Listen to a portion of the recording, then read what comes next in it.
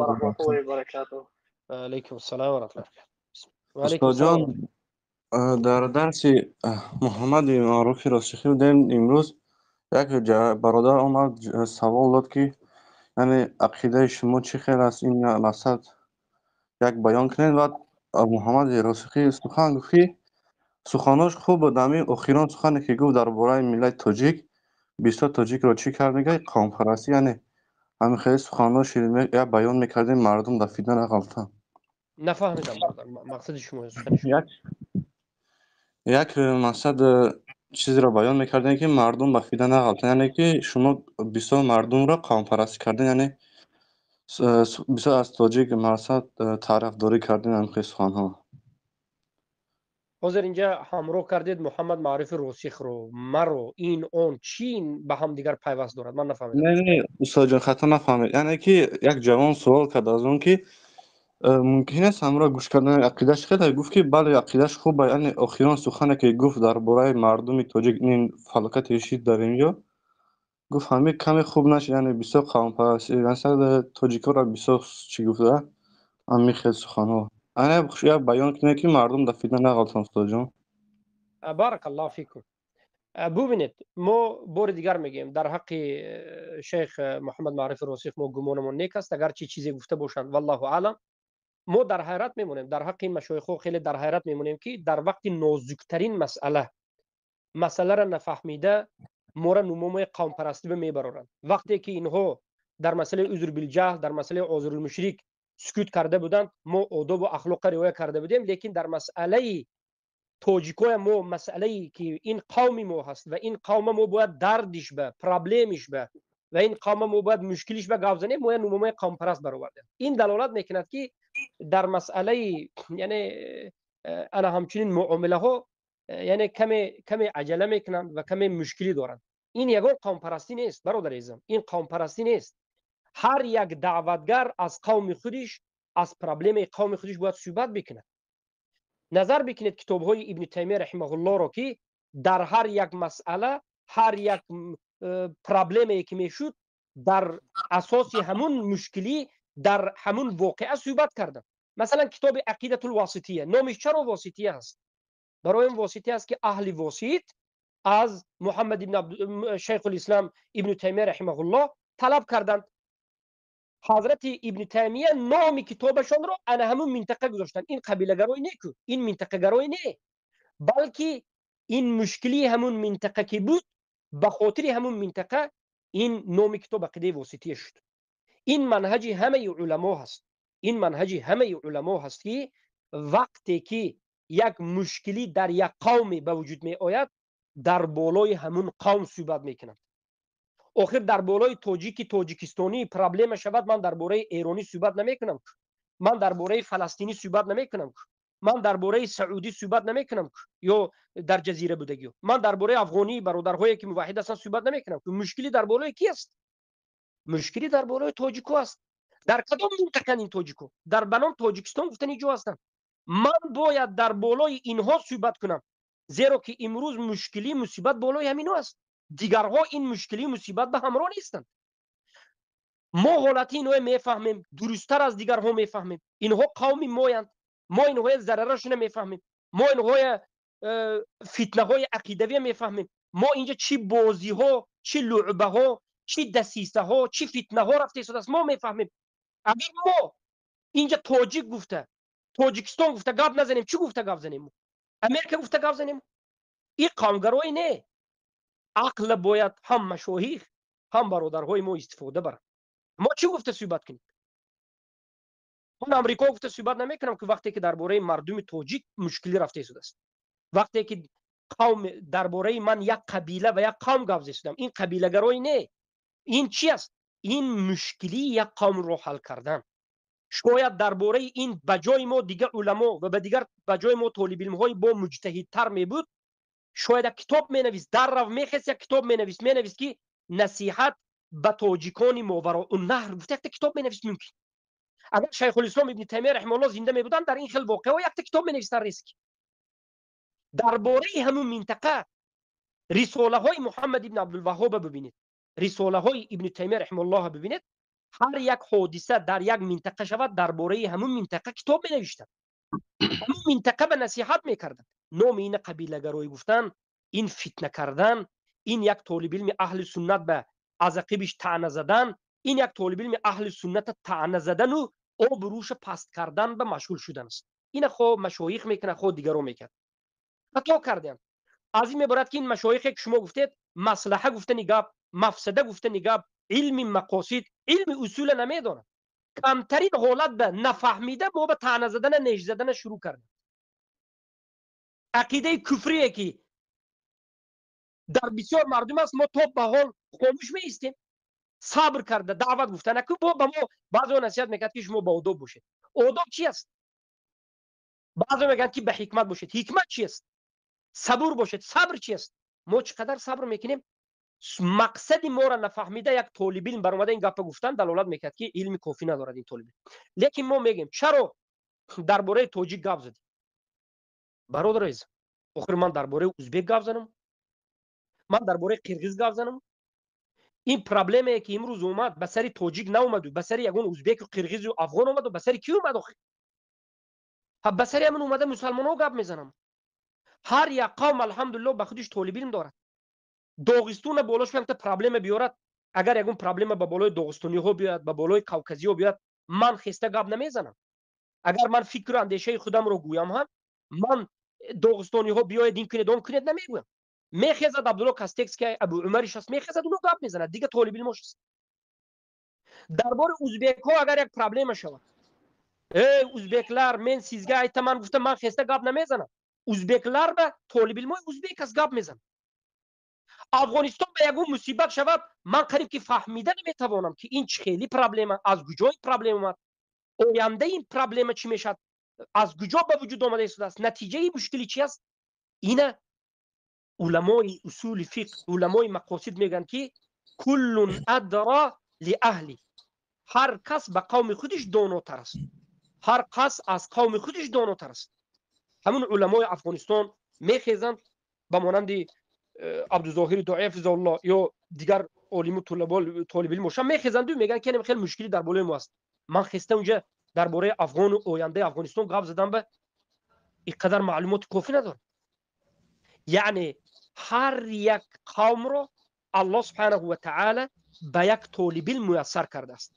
به هر یک قوم، به هر یک قبیله، به هر یک منطقه، به هر یک اهل زبان الله سبحانه و تعالی یک طالب علمی رو، یک دعوتگری رو فرستادگی است که انا همون منطقه را نظر میکند، مصلحه و مفسده همون منطقه رو نظر میکند، جوانهای همون منطقه به نصیحت میکند.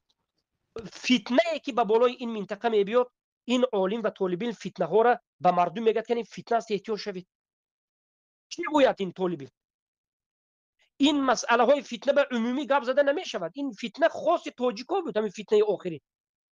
بله ما باید از مسلمان های تاجیک دفاع کنیم بود و با همیشه دفاع میکنیم. برادر این قوم پرستی نیست. این احمقی را، این احمقی را کسی که میگه احمق است، وقتی که مسلمان تاجیک به مانند گوسفند است و از چهار طرف این گوسفند مسلمان تاجیک رو گویا که گرگوها میخورد، من اینجا به کی نصیحت کنم؟ ازبکا به نصیحت کنم؟ نه، تاجیک در بالاش پرابلم است، من شما به مردم پرابلم است، جوانهای ما به پرابلم است. حال این پرابلم کم است ای مردم، حال این پرابلم کم است، باور بکنید. حال فتنه های سختتر در آینده است. من آینده وقتی که فکر میکنم، دسیسه های اینها رو میبینم، نقشه های اینها رو میبینم در انا همون آسیای مرکزی، به خصوص در تاجیکستان ما نقشه های این فتنه ها رو میبینم، من بدنم میلرزد. من چرا به برادران و خواهران موحدم که از این تاجیکستان هستن نصیحت نکنم؟ من اگر اینها نصیحت کنم، مسلمان های این منطقه دفاع کنم، مگر این چی میشد؟ مگر این قوم قبیله گرایی میشد؟ اعوذ بالله. این شرمندگی است، این شرمندگی است. این گپ گفتن هر یک طالب علم وظیفه دار است که باید درباره قوم خودش، قبیله خودش، درباره مردم همزبان خودش گپ زند. ضرری که به بالای آنها می آید، این ضرر مردم بفهمند که این ضرر است، مفسده مفسده گوید، مصلحه مفسده گوید، مردم به سوی اصلاح دعوت کند، به سوی یکتاپرستی دعوت کند، از ضرر آینده، از فتنه ها مردم نگه دارد. این وظیفه همین علمای همین منطقه است. من که از تاجیکستان از حالتش باخبرم، از مردم باخبرم، انا همونجا تولد شدم، همونجا کلان شدم. تا دیروز رفتم می اومدم، من درباره چه گپ زنم نمیشه.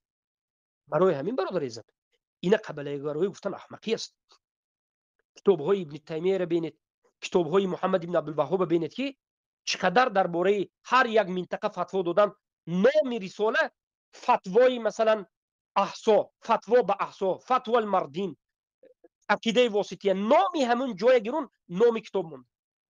من حاضر اگر همین واقعه همین روشدگی به مثلا نصیحت به جوانان تاجیک گفته کتاب میبرم مگر قومگرا میشه؟ نه، برای اینکه این فتنه به افغانستان تعلق ندارد. این فتنه که امروز هست به افغان، به تاجیکای در افغانستان بوده، به تاجیکا در افغانستان نه، یک چند میلیون تاجیکی دیگر در پاکستان است. به تاجیکای پاکستان بوده، به فارس های در ایران بوده دخل ندارد. این حتی به تاجیکای در ازبکستان بوده دخل ندارد.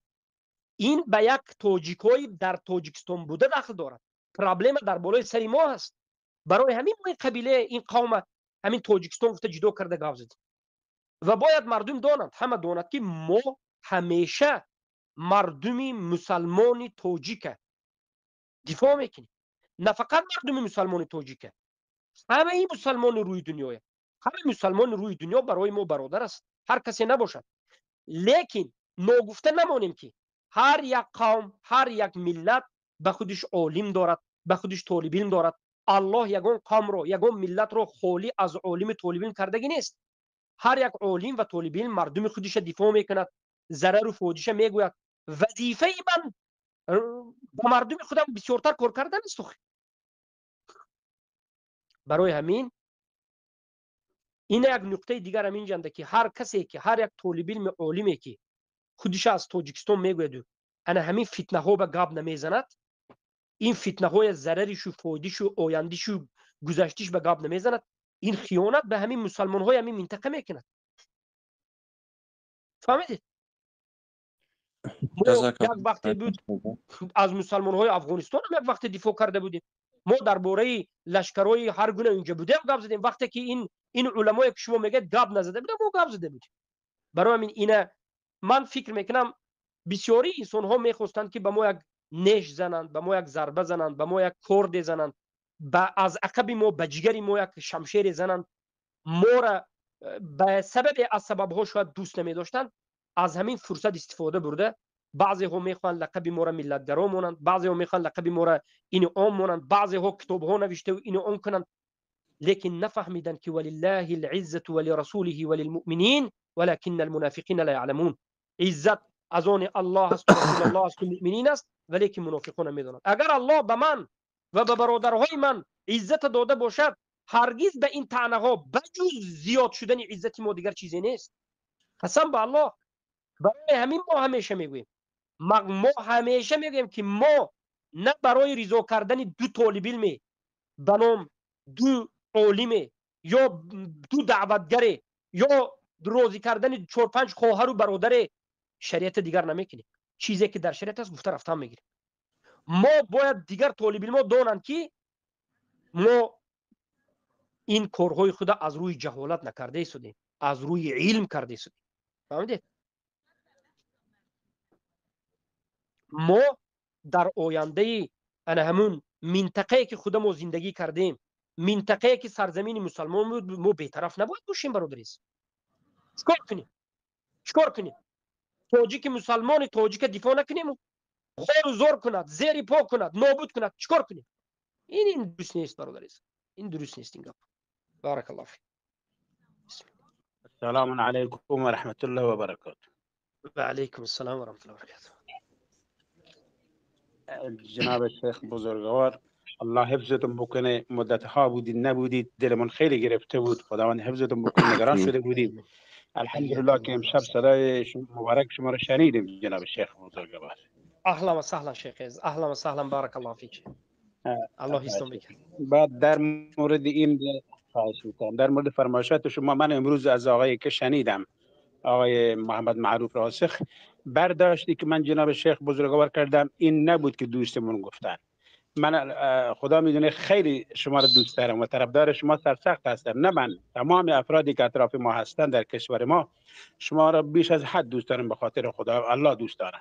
احبكم و الله نجاح نفسي. آقای محمد معروف طور میگفتن که من برداشت کردم جناب شیخ این بود که گفت که مثلا جناب شیخ المدنی حفظه الله مربوط به یک منطقه نیست، مربوط به بفرمایید. صدای شیخ کنده شد، شاید کهربای و موج شبکه مشکل است. السلام علیکم. یک لحظه. و علیکم السلام و رحمت الله و برکاته. من باید نگفته نماند که جناب شیخ تو اومدن بگم که برداشت منم از سخن شیخ معروف راسخ حفظه الله این چنین نیست. من میدونم که بعضی ها سخن شیخ خطا میفهمن، لیکن این سخن رو غیر از معروف راسخ بعضی ها مورا ملتگرا و اینو آن گفته هستند. البته که این سخن اصلا شیخ معروف راسخ حفظه الله نگفتند. برداشت بعضی برادرها از سخن خودی من ده ها مرتبه برادرهای خودی من غلط میبردارند، خطا برداشت میکنند. سخن شیخ معروف راسخ این نبوده، لیکن بعضی از دیگر از بنام طالب علم هایی که خودی تاجیک ما هستند و این به شیخ معروف راسخ دخل ندارد، انا همین کلمه ملتگرا و اینو اون برداشت کردند که البته این یک نفاق است. این یک نفاق است. ثانیاً من از برادرها نصیحت میکنم که خواهش میکنم سخنهای ما را غلط فهمیده به مشایخ بردن، این یک ضربه به اهل سنت و یک خیانت به دعوتگران است. سخنهای مشایخ خطا فهمیده آوردن این یک ضربه به مشایخ و به دعوتگران و به اهل سنت است. این کار نکنید. من باوری دارم که شیخ معروف راسخ به دیگر مقصد سخن گفته که بعضی برادرهای ما خیلی کوتاه فهمند، خطا فهمیدن شد. بله میگن که مثلا از یک منطقه به منطقه ربط ندارد، این آن سخنشون حق است. باید این علما این مشایخ نصیحت کنند، لیکن سخن من به دیگر طالب علم ربط دارد که بعضی از اهل بدعت بخصوص حاضری ها که پاپ به حاضر دندانشون رو تیز کرده میگشتند و یگان کمبودی ما رو کوفته میگشتند که پای کمبودی ابو محمد میو بیم یک تانه میزنیم، لقب ملتگرا برآوردن.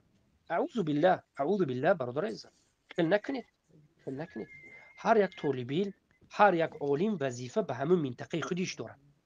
بله به تمام امت اسلام دارد، لیکن پیش از همه باز مردم خودش رو هم نباید ترک کنه.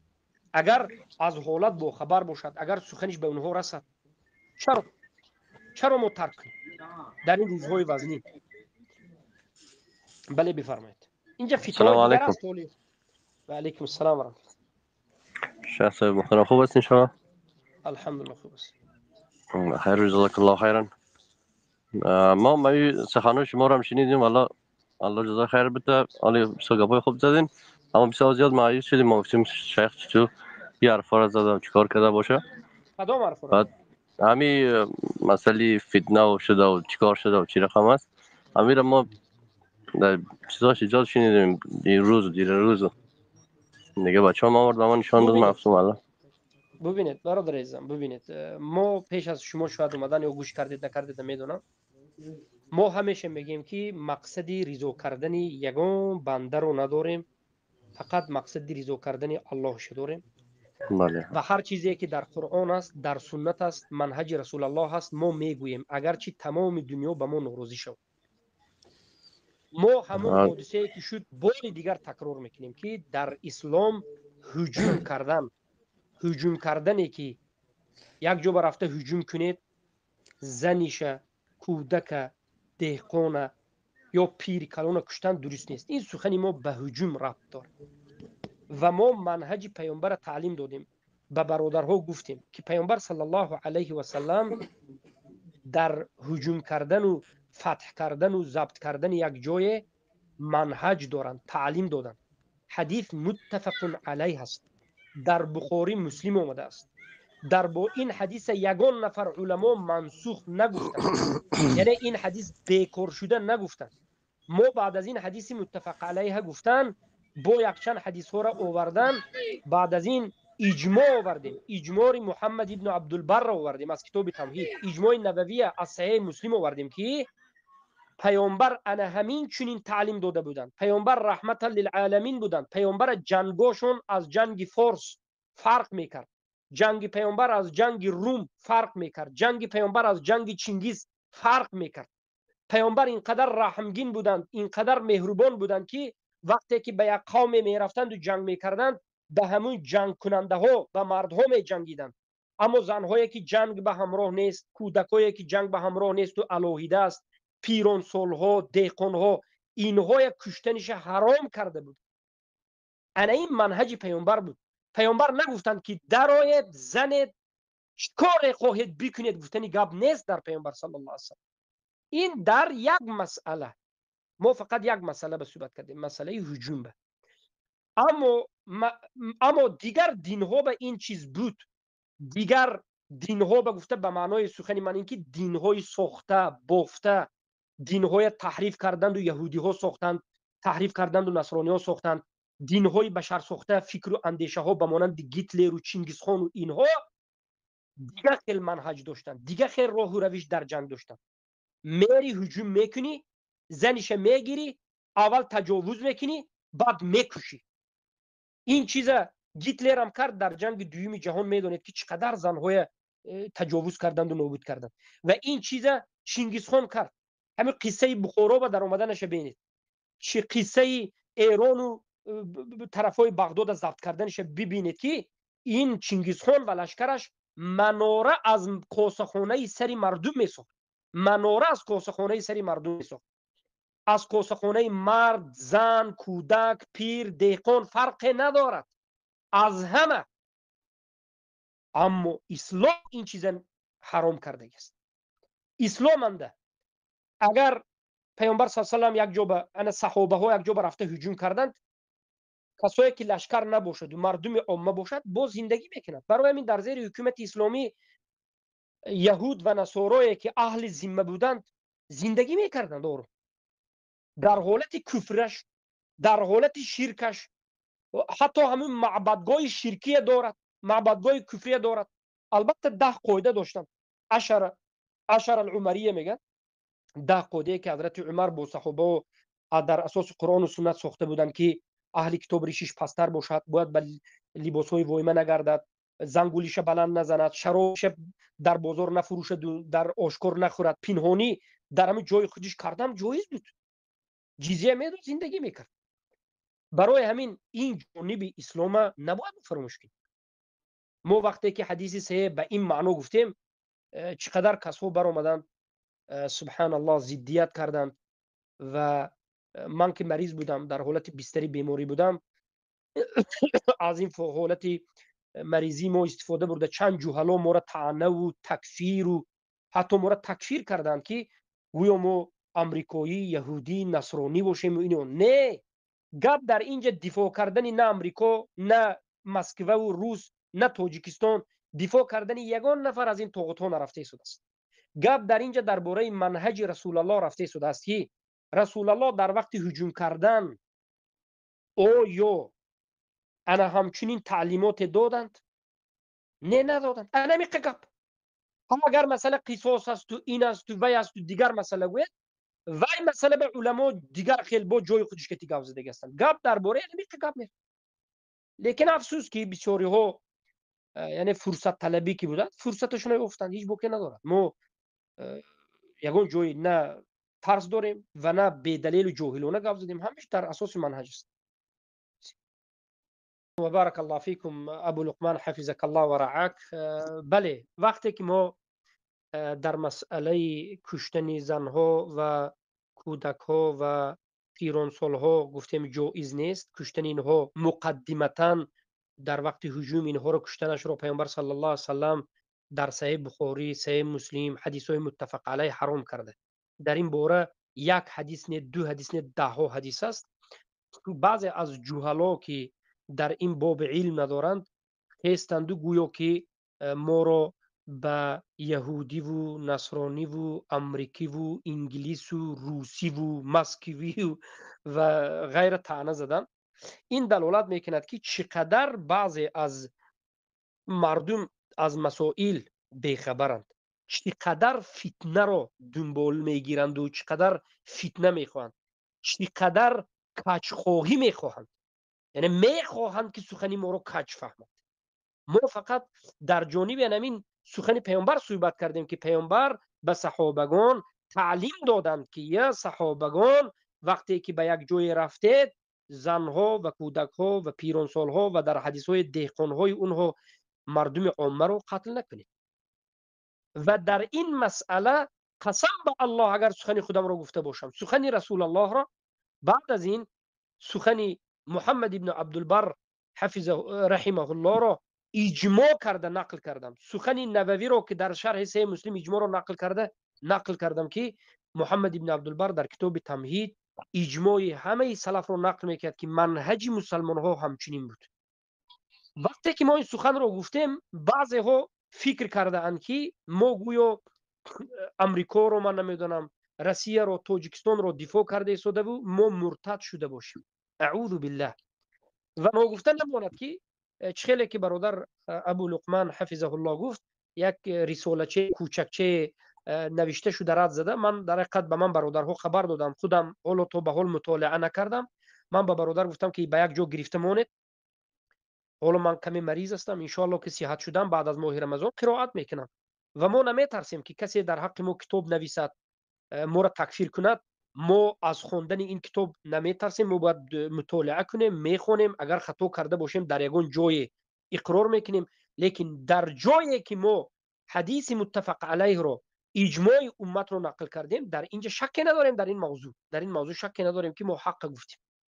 بعضی ها جزئیات ها میروند، ما جزئیات به گپ نزدیم. ما در همین یک مسئله صحبت کردیم، یک مسئله که کشتن زنها، کودکها، کلانسالها، دهقانها در حالت هجوم درست نیست.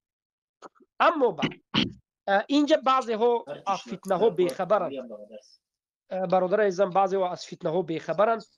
این رساله رو اصلا همین رساله رو کی نوشتگی است معلوم نیست، نویسندش معلوم نیست. لیکن این به کدام جماعت نوشته مثلا به همونجا نسبت دادگی است. ما پیش از این حادثه ها اول مطالعه میکنیم، میبینیم، یگان باکی ندارد. لیکن ما میگوییم که در بین خوارج های غلو کردم خیلی از فرصت استفاده برده شده. برادرای موحدم، در بینی که حاضر ما انا همین حادثه شد، خوارج ها غلوتی که ما زده به یک جا سکوت کنونیده مونده بودیم، از فتنه استفاده برده با دوباره خسته از نام هر کس هر سخن گفته شده. و امروز کسایی که ما را تکفیر کرده ایستادند بسیارتر میبینیم که از همین جماعت غلات بعضی نو خوارج های پیدا شدگی است که تکفیر بالعموم میکند، تکفیر بالتسلسل تا هزارم نفر میکند، تکفیر بالدار میکند. انا اینها است، اینها از این فرصت استفاده برده ما را تکفیر کرده، در بین ما موحدین فتنه ایجاد کرده ایستادند. امروز برادر به من زنگ زد گفت همین خیلی فتنه است، شیخ گفتم خیلی فتنه است، چیکار میکنی؟ من به برادر مختصرا جواب گفتم که برادر عزیزم، الله سبحانه و تعالی در قرآن گفته است که الف لام میم احسب الناس ان يتركوا ان يقولوا آمنا وهم لا يفتنون ولقد فتنا الذين من قبلهم وليعلمن الله الذين صدقوا وليعلمن الكاذبين وليعلمن الله الذين صدقوا وليعلمن الكاذبين. الف لام میم. آیا شما میپندارید، گمان میکنید که شما من مسلمان شدم گفتید، من موحد شدم گفتید، ما دیگر شما رو نمیسنجیم؟ نه، بلکه ما شما را میسنجیم ای موحدین، ای مسلمان شده ها، ما شما را میسنجیم. چگونه که پیش از شما دیگر قوم ها، دیگر مردم، دیگر امت ها را سنجیدیم، شما را میسنجیم تا که صادقان و کاذبان معلوم شود. البته الله سبحانه و تعالی صادقین و کاذبین را خودش میداند، لیکن الله میخواهد که در بین مردم ظاهر شود. سنجش نمین است. امروز انا همین سنجش سخت به بالای انا همین قسمی از مردم فارس گرفتار شده به خاطر همین فتنه به خاطر همین حادثه که در آخر به وقوع پیوست. ما میگوییم و باز در همین سخن ما میستیم که سخنی که ما گفتیم سخن رسول الله هست. بخاری، مسلم روایت کردند، احمد ابن حنبل، بیهقی روایت کردند، در سنن در ده ها جا ذکر شده. که پیامبر کشتن زن، کشتن کودک، کشتن پیرانسال، دهقان رو مقدمتا در حالت هجوم کردن، نه اون مسئله قصاص و اشتراک کردن، در حالت هجوم کردن این کار رو کردن رو من کرد، حرام کرد. منهج رسول الله این چنین چیزی نداشت. گفتن میگیریم هر کسی که به خاطر همین ما را تکفیر میکند، نمیدونم براعت میکند، فتنه میکند، چیزی میکند، ما به او چیز دیگر کار نداریم. لیکن ما به برادران و خواهران موحدمون میگوییم که برادران و خواهران موحدم، شما چه خیلی که برادر عزیز ابو لقمان به شما نصیحت کرد، خودتون هر یک کس مسئول عقیده خودش باشد. برادران و خواهران موحدم هر یک کس مسئول ایمان خودش باشد. هر یک کس مسئول دینداری خودش باشد. امروز دین شما را من داشته نمیتوانم. امروز دین شما را، دین من شما داشته نمیتوانید. امروز فتنه به مانند باران میریزد. امروز هر یک کس دین خودش نگه دارد.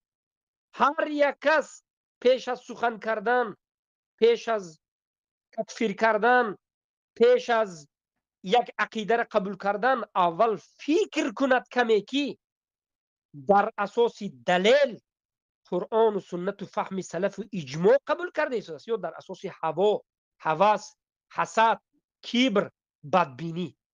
مسئول عقیده شما برادر عزیزم من نیستم. هر کسی میگه که مسئول عقیده مردم ابو محمد است، این خطا کرده و کفر کرده. من مسئول عقیده خودم است.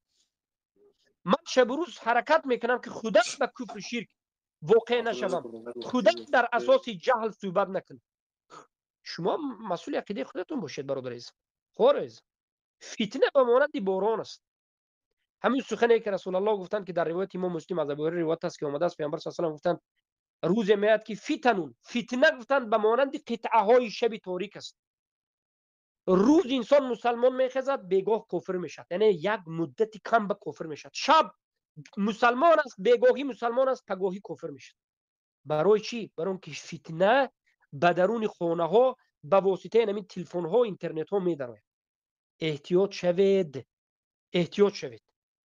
باور بکنید بعضی برادران با من گفتن که بعضی مردم از این فتنه ها دور شده ایستاده است و نزدیک شده است. قسم با الله برادر عزیزم، من یک ذره دور شدن مردم، نزدیک شدن مردم فکر کردن به حق ندارم. وظیفه من چیزی که در شریعت هست همین میگم. انا میگم هر کسی افسوس که به فهم خودش فهمیده شده است، به فهم علمی نفهمیده شده است. این مسئله های به فهم علمی فهمیدن به علم لازم است. علم کی نیست البته به فهم فتنه میفهمن مرد. بله بفرمایید. السلام علیکم و رحمت الله و برکاته. و علیکم السلام و رحمت الله. شریف مشهور خوب باشیم. الحمدلله خوب هستیم. بفرمایید. آمین. سوالی که شما چیز کردن این احادیث ایشان خوب و قبول داریم؟ نه احادیث ایشان کسی رد نکرده. صدای شما خوب نیست، من نشنیده استم. یک لحظه عبدالله، صدای شما خیلی هم به زبان تاجیکی ما پلغده میگیم، خیلی وزنین است. من در گوشم سماعه دارم، گوشی دارم، من نشنیده شده. صداتون ایواز نکنید و همین صدای خودتون که بیاد صحبت کنید ما صحبت میکنیم. این خیلی صدا که من فهمیده نمیتونم. خب ایشان صدای ما خوب نمیبره به مردم معنا است. ایشان صدای ما چک کردیم. من بار دیگر میگم اگر یک بار دیگر فرصت میتونم محکم میکنم. نه باز کنید. السلام علیکم و رحمت الله و برکاته. و علیکم السلام و رحمت الله. یک لحظه عبدالله صدات خوب کرده بیا برادر صحبت میکنی. خوب نباشد صحبت کرده نباشد. مو شهر همین صدایی که من صحبت تمام نمیشه. صدات آزاد کردن به من نمیدونم احتیاط میکنی، بعد برآمده از من دیگر چیزو طلب میکنی. بله بفرمایید. شیخ صاحب امیدوارم خوب صحتمند باشین. بسم الله بفرمایید. الحمدلله. شیخ صاحب سخنهای آخری شما را گوش کردیم، دیدیم، شنیدیم. خیلی بین برادرها فتنه ایجاد کرده. شما راجع به یک کشور، به یک مردم کشور صحبت کردین. در قرآن کریم میگه واعتصموا بحبل الله جمیعا ولا تفرقوا. بر اسپان الله متعال چنگ بزنید و تفرقه متفرق نشوید. شما امو کشوری را که نام بردین او را خیلی مظلوم قرار دادین، گفتین که اینی که مظلوم ترین کشور است، در حالی که فعلا مظلوم ترین کشور در بین مسلمان ها فلسطین یک لحظه تاجیکستان، مردم تاجیکستان. برادر عزیزم، من در بین همون منطقه گفتم ما هیچ وقت تاجیکستان رو به غزه برابر نمیکنیم. غزه از تاجیکستان. شما باید عمومی صحبت کنین. کل مسلمان ها را میگفتین که مظلوم واقع شدن و نه یک منطقه. ببینید برادر عزیزم، ما پیش از همین خود شما همینجا به در اومدن، شما شاید دیرتر در اومده باشید، من جواب دادم به همین مسئله، جواب دادم. یک برادر سوال کرد، جواب دادم. برادر عزیزم، وقتی که یک حادثه به سر یک قوم میشد، وقتی که یک حادثه به یک مردم رخ میدهد و به دیگران رخ نمیدهد، من چرا عمومی گپ زنم؟ یک حادثه فقط افغانستان باشد، ما چه عمومی گپ میزنیم؟ یک حادثه فقط تاجیکای در تاجیکستان بودن بشود، من چه این مسئله را عموم به همه مسلمان ها میبرم؟ مقصدی من خودی همه تاجیکا به یک مسئله رسوندن است.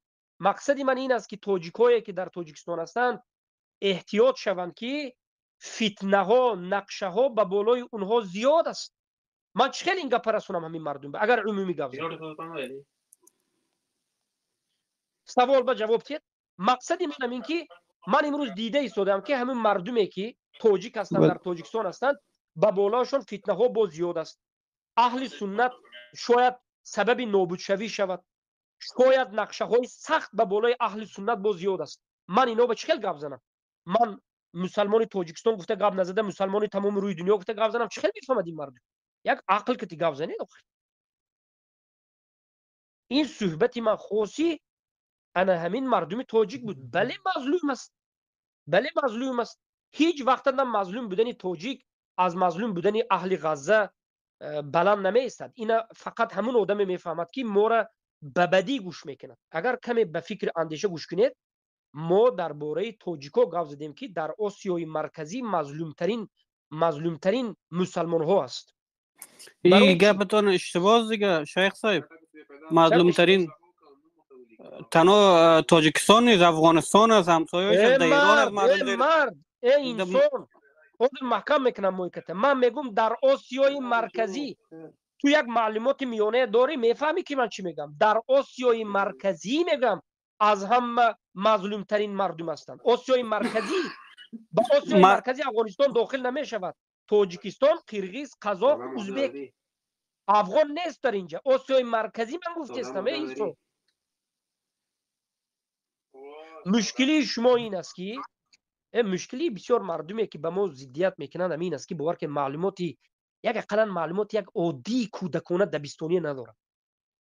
من گفته استودم که در آسیای مرکزی مردم مظلوم از همه مظلومتر تاجیکستان است. این میگه که این گپ شما غلط است. افغانستان هم مظلوم است، تو پاکستان نمیدونم غزه هم مظلوم است. انسان من گفته استودم که در آسیای مرکزی جغرافیا، علم جغرافیا رفته خوندن در کار است که آسیای مرکزی گفته چی را در نظر دارم. با آسیای مرکزی انمی 4-5 حکومت های بوده داخل میشه، مثلا قزاق، قرغیز، ازبک، تاجیک، ترکمن. انمی آسیای مرکزی میگه. انمی کشورهای پساشوروی آسیای مرکزی است. یعنی آسیا جانب جنوبی دارد، آسیای جنوبی، آسیای شرقی، آسیای غربی نه، لیکن آسیای مرکزی بود. همین آسیای مرکزی، آسیا همین 4-5 کشور است. در درون آسیای مرکزی در بین ازبک ها، قزاق ها، قرغیز ها، تاجیک ها در حالت خطر است. مقصدی من همین بود. تاجیک ها در حالت خطر است. چرا؟ برای اون که بله افغانستان از تاجیکستان هزارها مراتب در حالت مظلومیت قرار دارد. افغانستان هزارها مراتب مشکلیش از افغان ها زیادتر است. لیکن سخنی من درباره آسیای مرکزی رفته شده است. ما هیچ کدام ما این کار نکردیم. مظلوم بودن مردم افغانستان، جنگ هایی که به بالای افغانستان شده است، یا مظلوم بودن غزه را، یا که دیگر فتنه های و کشاکشی هایی که در بالای دیگر امت است، ما اینها این کار نکردیم. افریقا را این کار نکردیم، بیرمه را این کار نکردیم، کوکز این کار نکردیم، افغانستان غزه هم این کار نکردیم. ما درباره تاجیکستانی که تاجیکا همونجا هستند گفته ایستادیم که آینده اگر ان همین خیل رفتن گیرد حالت وزمین میشد. بازی های استراتژی اینجا زیاد شدنش ممکن. از یک طرف روس است، از یک طرف طالبان است، از یک طرف امریکا و اروپا است، از یک طرف توی هست. توی اینجا منفعت شخصی خود دارد، روس منفعت شخصی خود دارد. اگر جوانهای تاجیکستانی به اهمیتی کنند، هر یک مسئله به غلاغله کرده هوی هوی هوی هوی گفته برفتن گیرند، سالهای نزدیک به یک فتنه داخل می شوند که صدها آدم، صدها نه هزارها آدم شاید بیهوده مرد. من درباره همین منطقه گپ زدم، لیکن افسوس که بسیار برادرهایی که ما را این کار میکنند اینها نمیفهمند پلیتیک شرعی، سیاست شرعی ندارد. تو مدد عمومی گپ زد. حضرت عمر ابن الخطاب رضی الله عنه وقتی که درباره فتح فلسطین گپ میزد مگر عموم گپ میزد؟ آخر فلسطین دربارش گپ میزد. چیکار کردن در کار؟ وقتی که درباره فتح ایران و سرزمین فارس گپ زد خواست درباره سرزمین فارس گپ زد. کتاب‌ها خواست درباره یک سرزمین و یک منطقه نوشته شده است. ما همچون یک سیاست شرعی یک نظرسنجی درباره یک منطقه کردیم. آیا ما حق نداریم که درباره یک منطقه سخن نظرسنجی گپ زنیم؟ من قایل میشم از این اندیشه های پوچ، از این مغزای خام. ما گفته شدیم که افغانستان حالتش خیلی وزنین است. ما میترسیم که آینده تاجیکستان از وی هم بدتر نشود. گپ درباره همین است. نشود که علوی ها بیایند و به بالای مردم تاجیک حکم کنند، رافضه ها حکم کنند. گپ اینجاست. همه اهل سنت نابود کرده. جوانهای تاجیک از این هم بدتر نابود نشود گفته شده. مسلمانش هم در نظر دارد. لیکن افسوس که بعضی آدم‌ها این مسائل به داخل میشد. الله المستعان. و علیکم السلام و رحمت الله. السلام علیکم. و علیکم السلام و رحمت الله. شیخ ما یک سوال داشتیم که وقت زیادی نداریم. ما به شما از سوال خواستیم که بر سوال هامون جواب بگیریم. شیخ بفرمایید. برادر یک سوال. آقای برادر یک دو سوال ما بتیم برادر ما میبرویم ما خارج میشیم. یک دو سوال بتیم و از شما بشینیم. سوال تید برادر، سوال تید ما گوش کردید. شیخ تخیلت گفتی هازی که امو برادرایی که هستن اونها خوارج هستن، برادرانی که در اطاعت دولت اسلامی هستن، در بیعت هستن، اونها خوارج هستن. شیخ در کجا گفتم من این گپ؟ نه شما گفتن ذاتی که هست از اونها خوارجن. بعد از خوارجین بر ما ردیه زدن، کتاب ها نویساندن. ببینید سلام علیکم. هر کسی که شیخ ما همین سخن های شما را از همون اولش گوش کردیم. ما از همون راو نابود شو. ای فتون راو نابود شو.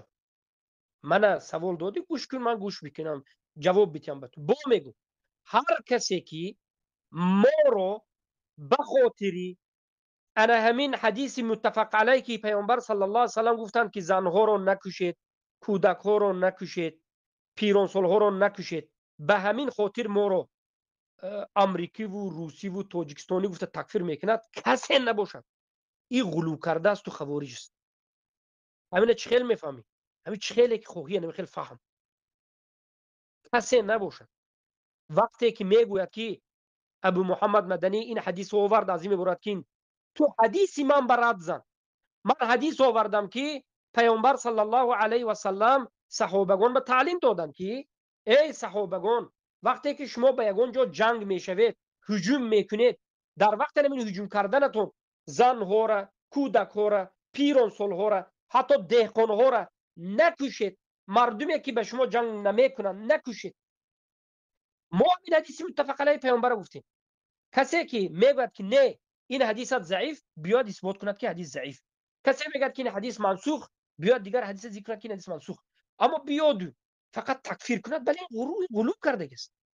کی نباشد این شیخ می، این جماعت می، این عالم می، کی نباشد غلو کرده است. حدیث من به جواب ته حدیثی آوردگی متفق علیه. من این حدیث متفق علیه به چه خیلی عمل کنم؟ یا احمقو شما پیش از همه این جماعت، پیش از همه این گروه ها شما اول قرآن سنت فهم سلفین اومد گوید. اولا همون کتاب کی نوشتگی معلوم نیست و کتابچه را کی نوشتگی معلوم نیست. فهمیدید؟ من اینجا گفتم که در السلام بین علیکم و بعضی رحمت الله و برکاته. و علیکم السلام و رحمت الله و برکاته. خب امی در همی ما سخن میکنم شیخ ابو محمد مدنی صدای ما را نزنین. نه 185 نفر است.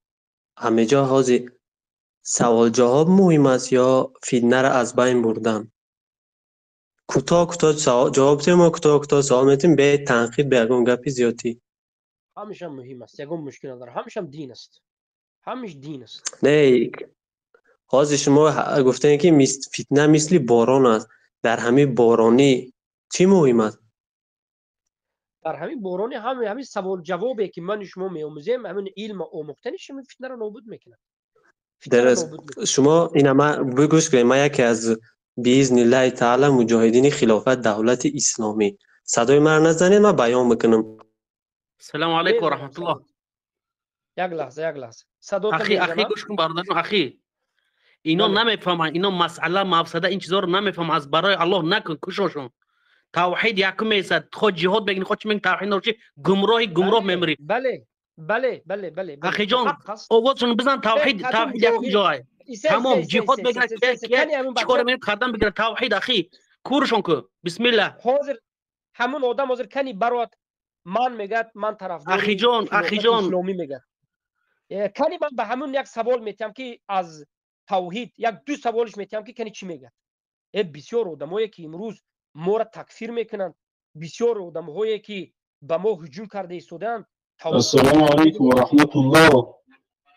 بیادابی نکنه شما نه من محکم میکنم صدات عبدالله. این دفعه من خودم محکم کردم، همین طور خودم محکم کردم، به خاطر اون که عبدالله الله برکتت بیتید. آوازت آزاد کن، آوازت کشاد بیو. آداب رعایت کنید، برادرها رو بگذارید صحبت کنن.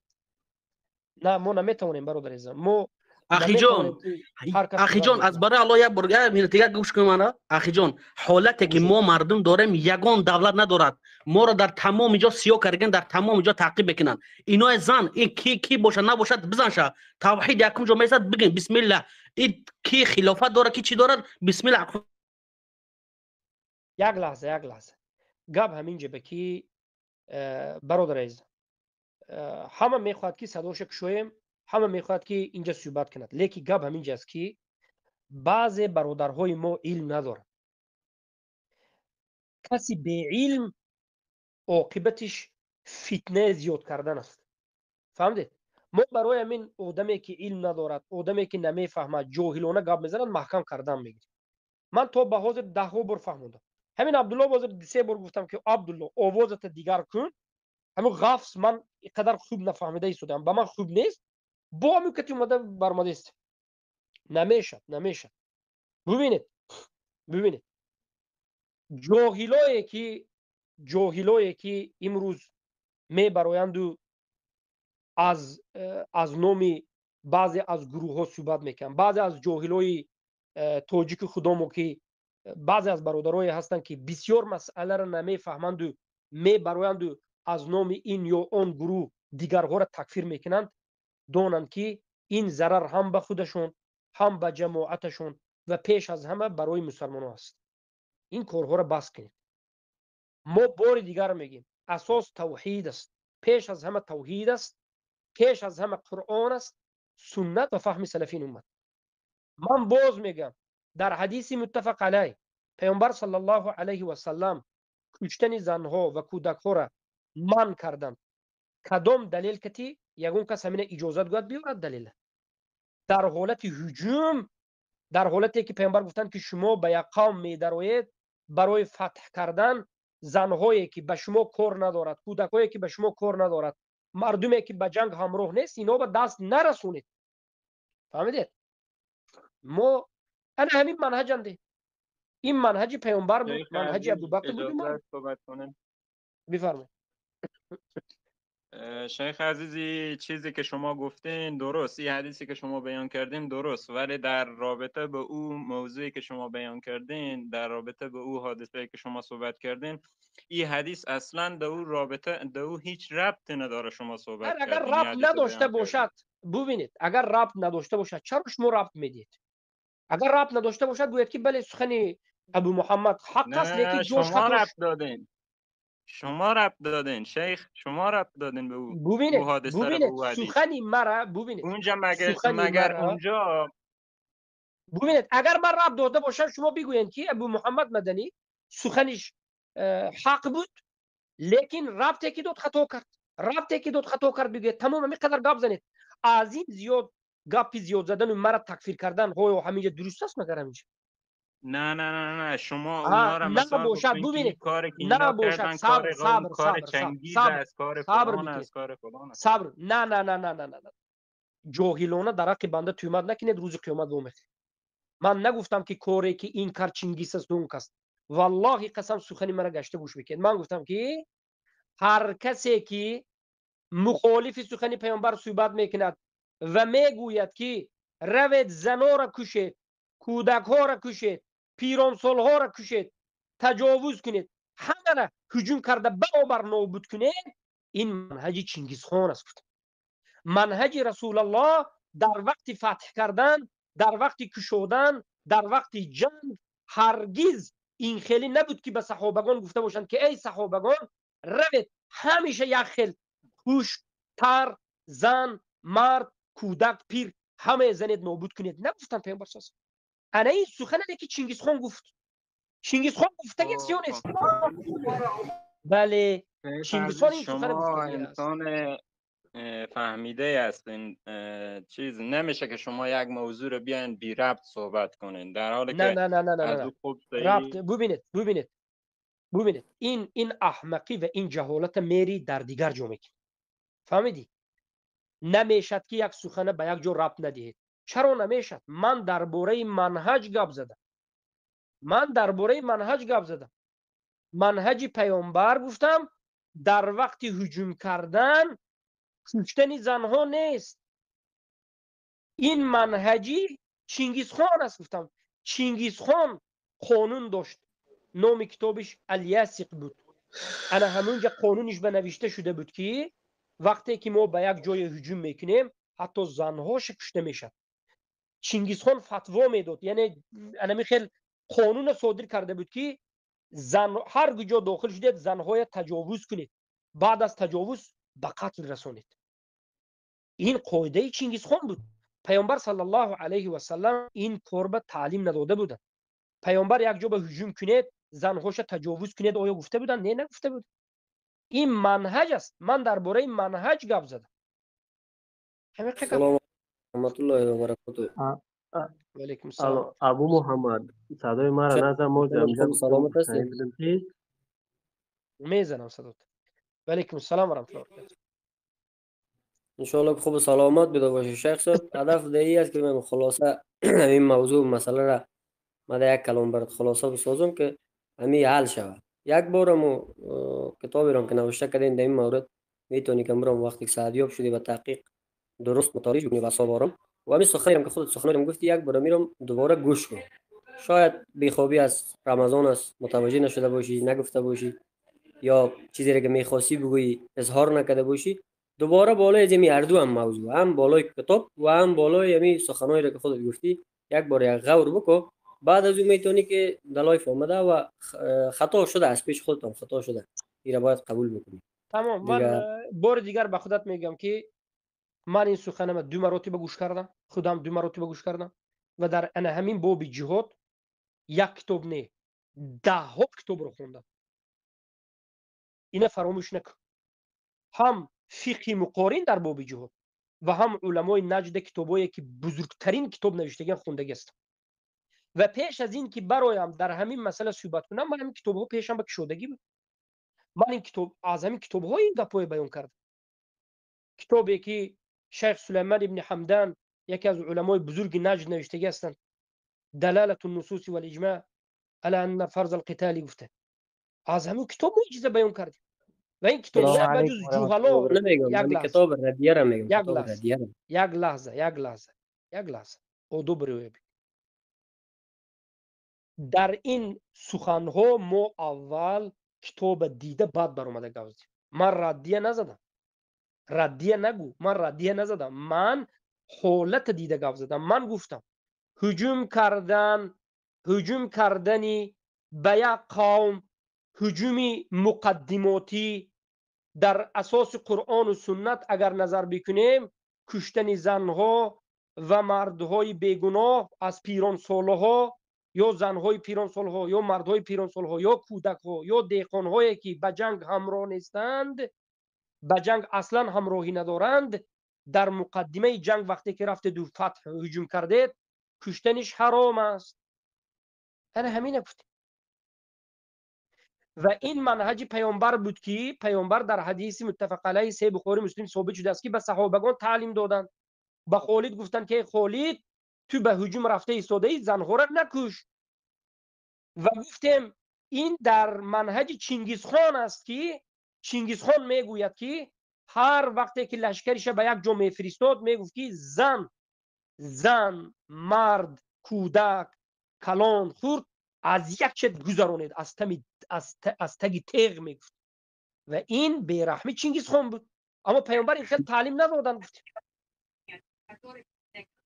کجای این سخنی ما این کسی این کار میکنه؟ شیخ شیخ السلام متوجه علیکم و نشدی. رحمت الله و همین برکاته. کتاب رساله را من میگم که در ردیه به خودت نوشته شده، گفتم یک بار مطالعه کن. هدف من ای بود کتاب خودت رساله را من مطالعه گفتم کن. صبر بکن. من رساله را گفتم رساله را شیخ گفتم عزیز که ان شاء الله السلام بعد از ماه علیکم. رمضان مطالعه میکنم. و علیکم السلام و رحمت الله. السلام علیکم و رحمت الله و برکاته. امید که خوب و صحتمند و علیکم سرحال باشی السلام و شیخ رحمت الله و عزیز. برکاته. الحمدلله خوب هستیم. بارک الله فیک. الله متعال شما را حفظ بکنه شیخ صاحب عزیز. الحمدلله شیخ بر ما همه حرف واضح است و کسایی که شما را میشناسه و عقیدتان میفهمه الحمدلله از همه چیز آگاهی داره. نی کسایی که نمیخواین حرف بفهمند دیگه اینها را چه بگی شیخ نمیفهمند. حق است والله. دو سه روز است که ما به یک چند برادرها گشته و برگشته فهمیده شدیم. بعضی ها همین خیلی هستند که فهمیدن نمیخواهند، یک کاری کرده به طرف تکفیر رفتنی هست. الله المستعان. بالفرض شیخ صاحب السلام عزیز اگر علیکم و همین رحمت الله و مسئله برکاته. مسئله خطا رفته باشین شما بالفرض بر فهم از اینها میگیم شما بله. خطا رفتین این مسئله در کفر میه. منم نه عیناً سوال دادم. خب باید اگر شیخ ما در باید تکفیر تکفیر شود. اگر شیخ خطا کرده خب این در این قرآن و سنت شیخ بفهمانه و قبول هم میکنه شیخ صاحب. ما میشناسیم شیخ صاحب قبول میکنه بیا میان در این قرآن و بیا سنت. حضرت شما شما زین یک نماز ردیه را بخوانید. میرین. عمران یک دقیقه تو چوب شو عمران برادر عزیز کم ذره مؤدب باشین. چرا متر صحبت میکنین؟ السلام علیکم و بد نگفتیم برادر ما خودم یک دقیقه چوب شو اینجا خصوبت داشتم. بفرما برادر بفرما خودت خیلی بزن بفرما. ما مایک معاف السلام میکنم. علیکم و رحمت الله و برکاته. شیخ و علیکم السلام و رحمت الله و برکاته. بله برادر یک سوال دارم. همین انسان هایی که از همین مسئله دفاع میکنن قتل کشتار کودک بیگناه، سوال من همین است که در عصر 2021 یکی از بزرگترین انسان هایی که همین فتوا را دادگی هست طرفدارش هست، یکی از علمایی که گوی بزرگ است، نام همون انسان که همین انسان کتاب نوشته که هم بیچاره اگر دونات بیان بکنه همجا انسان هایی که دعوت میکنه. بسم الله الرحمن بفرما. بعد من میگم که به آدم های اولی که هسته حقیقتشان بیان میکنه.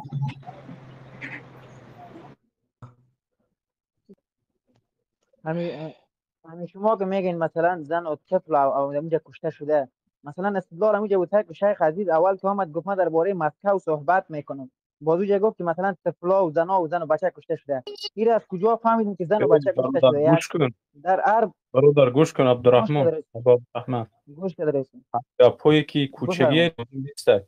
یکی از همون گویا که عالم است هم فتوا را دادگی ابو قتاده فلسطینی است. یک آذری خبیثی پلید است.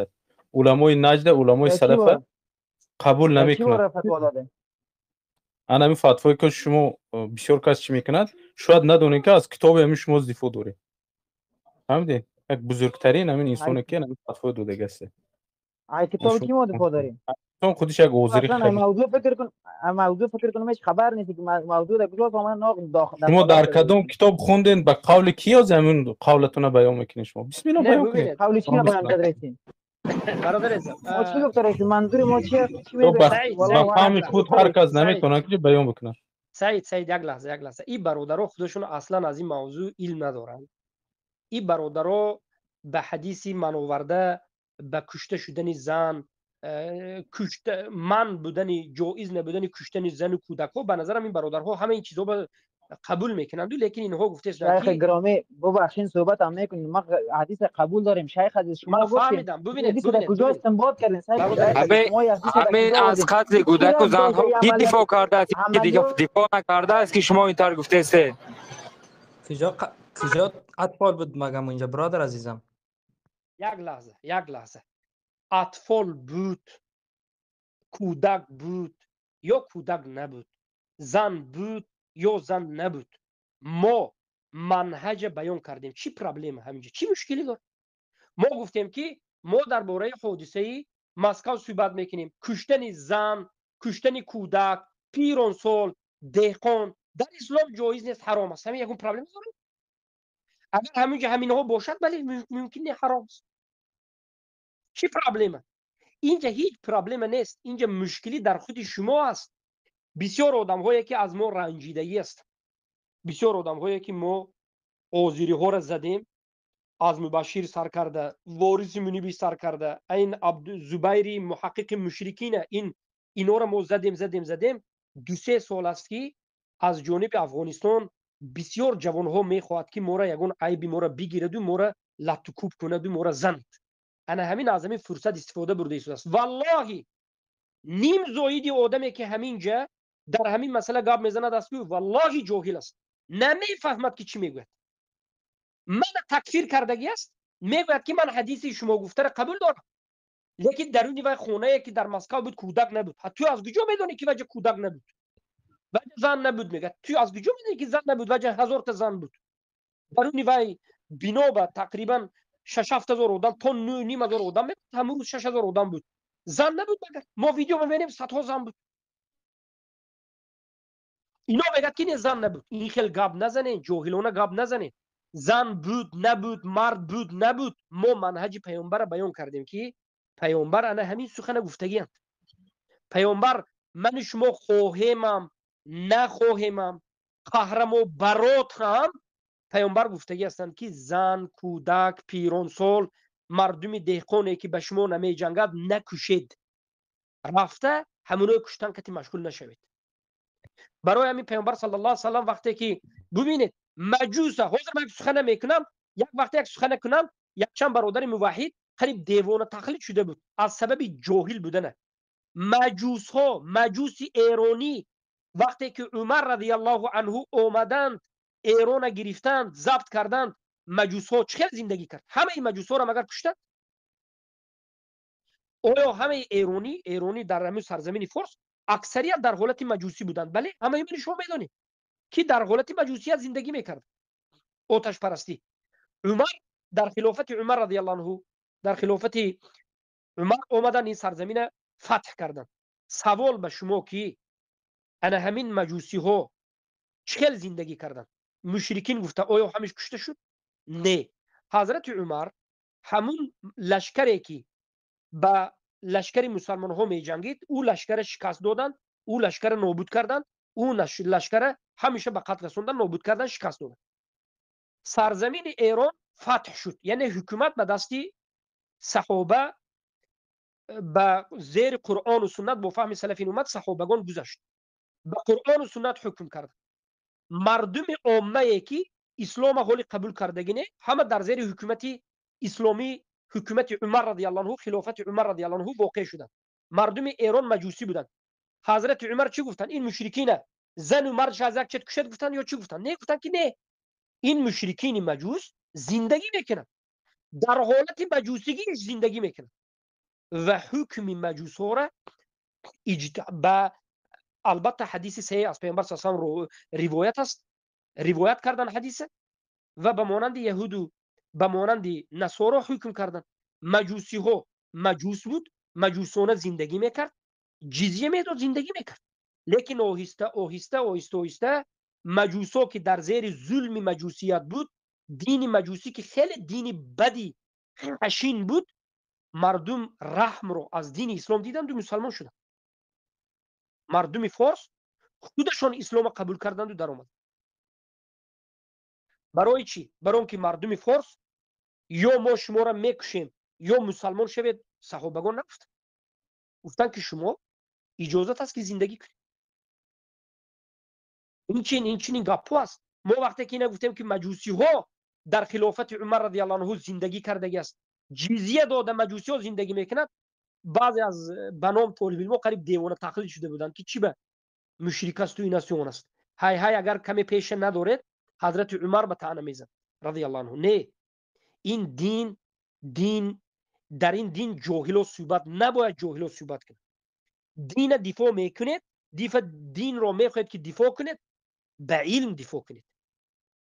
عاقبت جاهلان دفاع کردن دین انا همین فتنه تفریقه در بین موحدین است.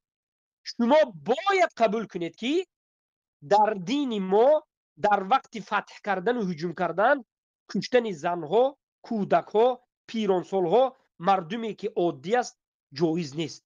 شما باید قبول کنید که یهود و نصارا اگر به دست شما تسلیم شدند و مردم عامهش غلطید، مجوسی اگر یک قبیله بزرگی باشد به دست شما غلطید و واقع شد، اگر به مانند سرزمین ایران بسیار مردم مجوسی باشد، شما به مانند صحابگان معامله کنید، جزیه گیرید. انا این چنین کارها بود. البته حاضر مجوسی نیست، حاضر مجوسی موندگی نیست، حاضر یهودی نصارا است. اما این مسئله ها را جاهلان نمیفهمند.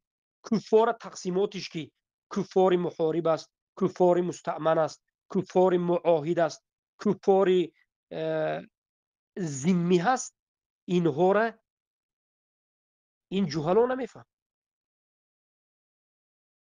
برای همین به طالب علم علما هجوم میکنن. نه صبر کنید، صبر کنید. بله برادر عمران یک سخنی خیلی بهترین هم گفتن. در تکفیر بعضی شما در حقیقت غلو کردگی هستید، فرصت طلبانه تکفیر میکنید.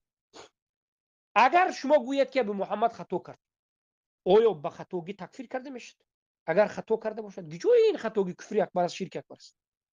من سخن اصلیش خودم نگفتم، سخن علما را گفتم. فهمیدید؟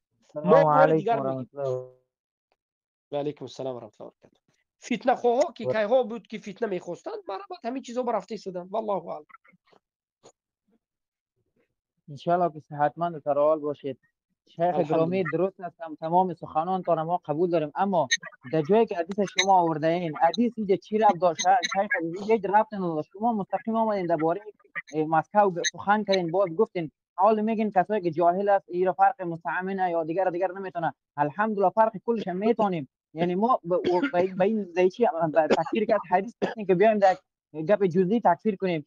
سخنان شما را دانه دانه گوش کرد، دانه دانه پس رجیه زده و کسی کتاب نشون کدو کدام نافق هم نیست، کدام جاهل هم نیست، کلش با علم با فهم دانه دانه پس رجیه زده. به این اساس او که دانه دانه تکفیر کرده، دانه دانه کنی به من یک جای تکفیر بیار، یک جای تکفیر شدنی من ذکر کن که من در کجا تکفیر میشم. بسم الله.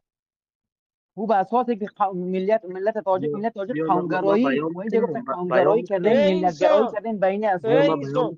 بر اساس یک لحظه یک سخنی من قومگرایی ملتگرایی از نظر دو سه نفر شما باشید من تکفیر میشم؟ مگر امین است؟ من قومگرایی، من خودم همچون قومگرا ذکر نکنم، من ضد قومگراها باشم، من ضد ملتگراها باشم، این مشکلی به سر تاجیک آمده باشد، تاجیکستانی، من درباره تاجیکستانی اگر صحبت کنم، برای که پرابلم به بالای تاجیکستانی است، به بالای افغان نیست. آخر این پرابلم افغانا به دخل ندارد، به بالای پاکستانی و هندستانی و عرب نیست، اینجا به بالای تاجیک است. تاجیک ها را در روسیه هزارها نفر قاپیده محکم کرده شدند، تاجیک ها را در تاجیکستان قاپیده محکم کرده شدند. من درباره افغانستان گپ زدم، درباره کی گپ زدم؟ من وقتی که درباره پرابلم که در همون منطقه است گپ زدم، من مگر قومگرا میشم؟ همون کسی که همین مسئله به من قومگرا گفته تکفیر کرده است جاهل است، همین کتاب نویسنده جاهل احمق است، همین گپش که من تکفیر کردنش کرد. فهمیدی؟ یک حادثه میشه، یک لحظه برادر عزیز، یک حادثه در افغانستان شود، شما برادرهای افغان، علمای افغان برای درباره مردم افغانستان، درباره مردم جوانهای افغانستان، درباره فتنه افغانستان گپ زنید. من شما ملت درم حادثه در افغانستان شد، علمای افغانستان برآمده گپ زدن. مثلا حادثه در تاجیکستان این به این حادثه تاجیک ها دخل دارد. پرابلم به بالای سری شما نه، به بالای سری تاجیک هایی که در تاجیکستان هستن هست.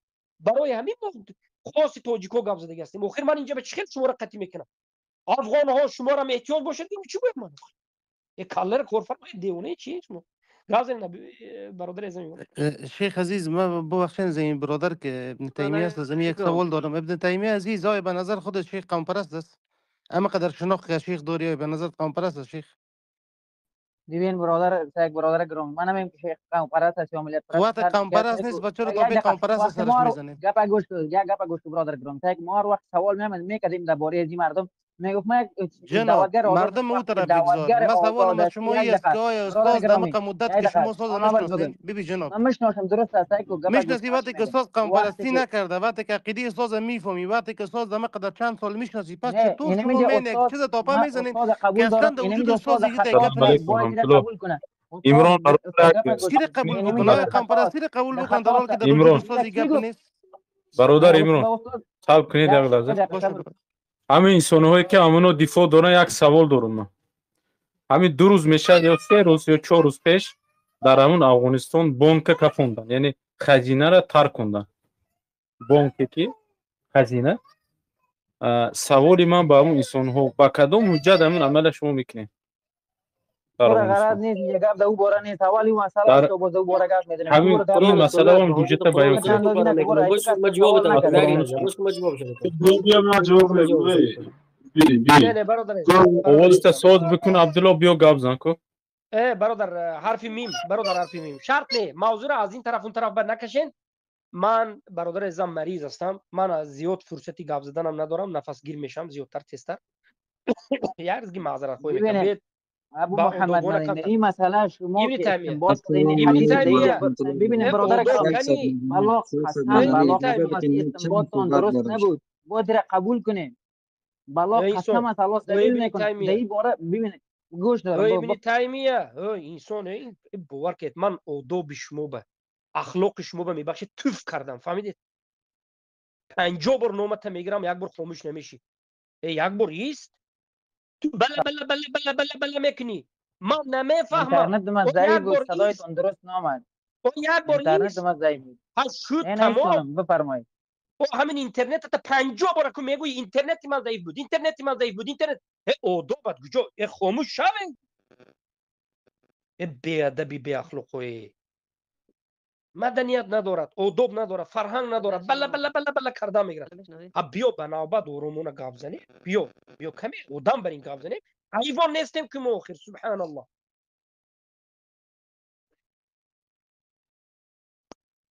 بله کمی خاموش شو یکدم خاموش استیم یکدمی. سبحان الله چی بی ادبی است. قطعی امروز صحبت میکنی ابن تیمیه غله یک کمی پیشتر برادر عمران دارم با من صحبت میکنم. حال صحبت مقصدشون نگفته یک برادر میبرد میگه که چوب بشو. برادر میبخشیم برادرایی که از افغانستان هستن آداب نداریم بسیاری شما. اگر با من قومگرا میگین چیزی میگن بگن آداب ندارین شما. بسیار برادرای ما از افغانستان آدابشون ندیده هستن. ما برادرها میگیم که یک بار بیاید به نوبت گپ زنیم. همین 2 تا آدم من قطعی شما غله کنیم هر دو ما برابر. چی میشه عاقبتی کن؟ آداب کجا است؟ کمی به نوبت صحبت کنید. من میگویم که من حدیث پیامبر صلی الله علیه و سلم رو که گفتن که زنها رو، کودک ها رو، بیگناه ها رو کشتن حرام است گفتن. کسایی که همین گفته مرا همین حدیث ها رو قبول ندارن دلیل بیارن. اما ابن تیمیه میگه که نه ما این حدیث قبول داریم، این حدیث های گفته شما رو قبول داریم، ولی این حدیث به بالای مسکو ماندن شما غلط است. من میگویم که من چی میدونم که این کار کی کرد. این کار هر کسی که همین کار هجوم گفته کرده باشه غلط کرده است میگم. هر کسی که هجوم گفته همین کار در مسکو کرده باشه غلط کرده است میگم. همین کار در هجوم گفته در افغانستان کند هم همین کار هجوم گفته در نمیدونم پاکستان کند هم همین کار هجوم گفته در تاجیکستان کند هم همین کار هجوم گفته در امریکا کند هم همین کار هجوم گفته در سعودی کند هم که ما هجوم میکنیم تاجیکستان به افغانستان به سعودی به گفته رفته مردم کفونت مردمی که زن است کودک است پیرانسال است مردم عادی است ما از نظر شریعت این چنین هجوم کردن حرام میدونیم فهمیدید همین کار طالبان پیش از حکومت گرفتنش یک چند بار کرده بود هجوم کرده ایستاده این گفته در درون بازار افغانستان در آمده مردم گم صدها مردم مسلمان میکفون ما همین وقتا هم گپ زده بودیم چرا هیچ کس رای وقتنده ما به رد نزد چرا ما 2-3 سال 4 سال یا 3 سال پیش وقتی که 5 بار 6 بار این مسئله به گپ زده بودیم که انا همین کاری که طالبان میکند مردم افغانستان بیچاره را اومده مردم میکشد مردم در بازار کشتن پیامبر من کردن مردمی که بتون نمیجنگد کشتن من کردن گفته طالبان برات زدگی بودیم هیچ کس گپ زدگی نبود همه راضی بود لیکن چی بکنیم اومده گپ زده که گویا که من یکمین مراتبه در عمرم گپ زده باشم که طرفداری مسکو را کرده و طرفداری روسو را کرده باشم نه برادر عزیز این سخن اولین باری من نیست من در این مسئله یک چند بار صحبت کرده هستم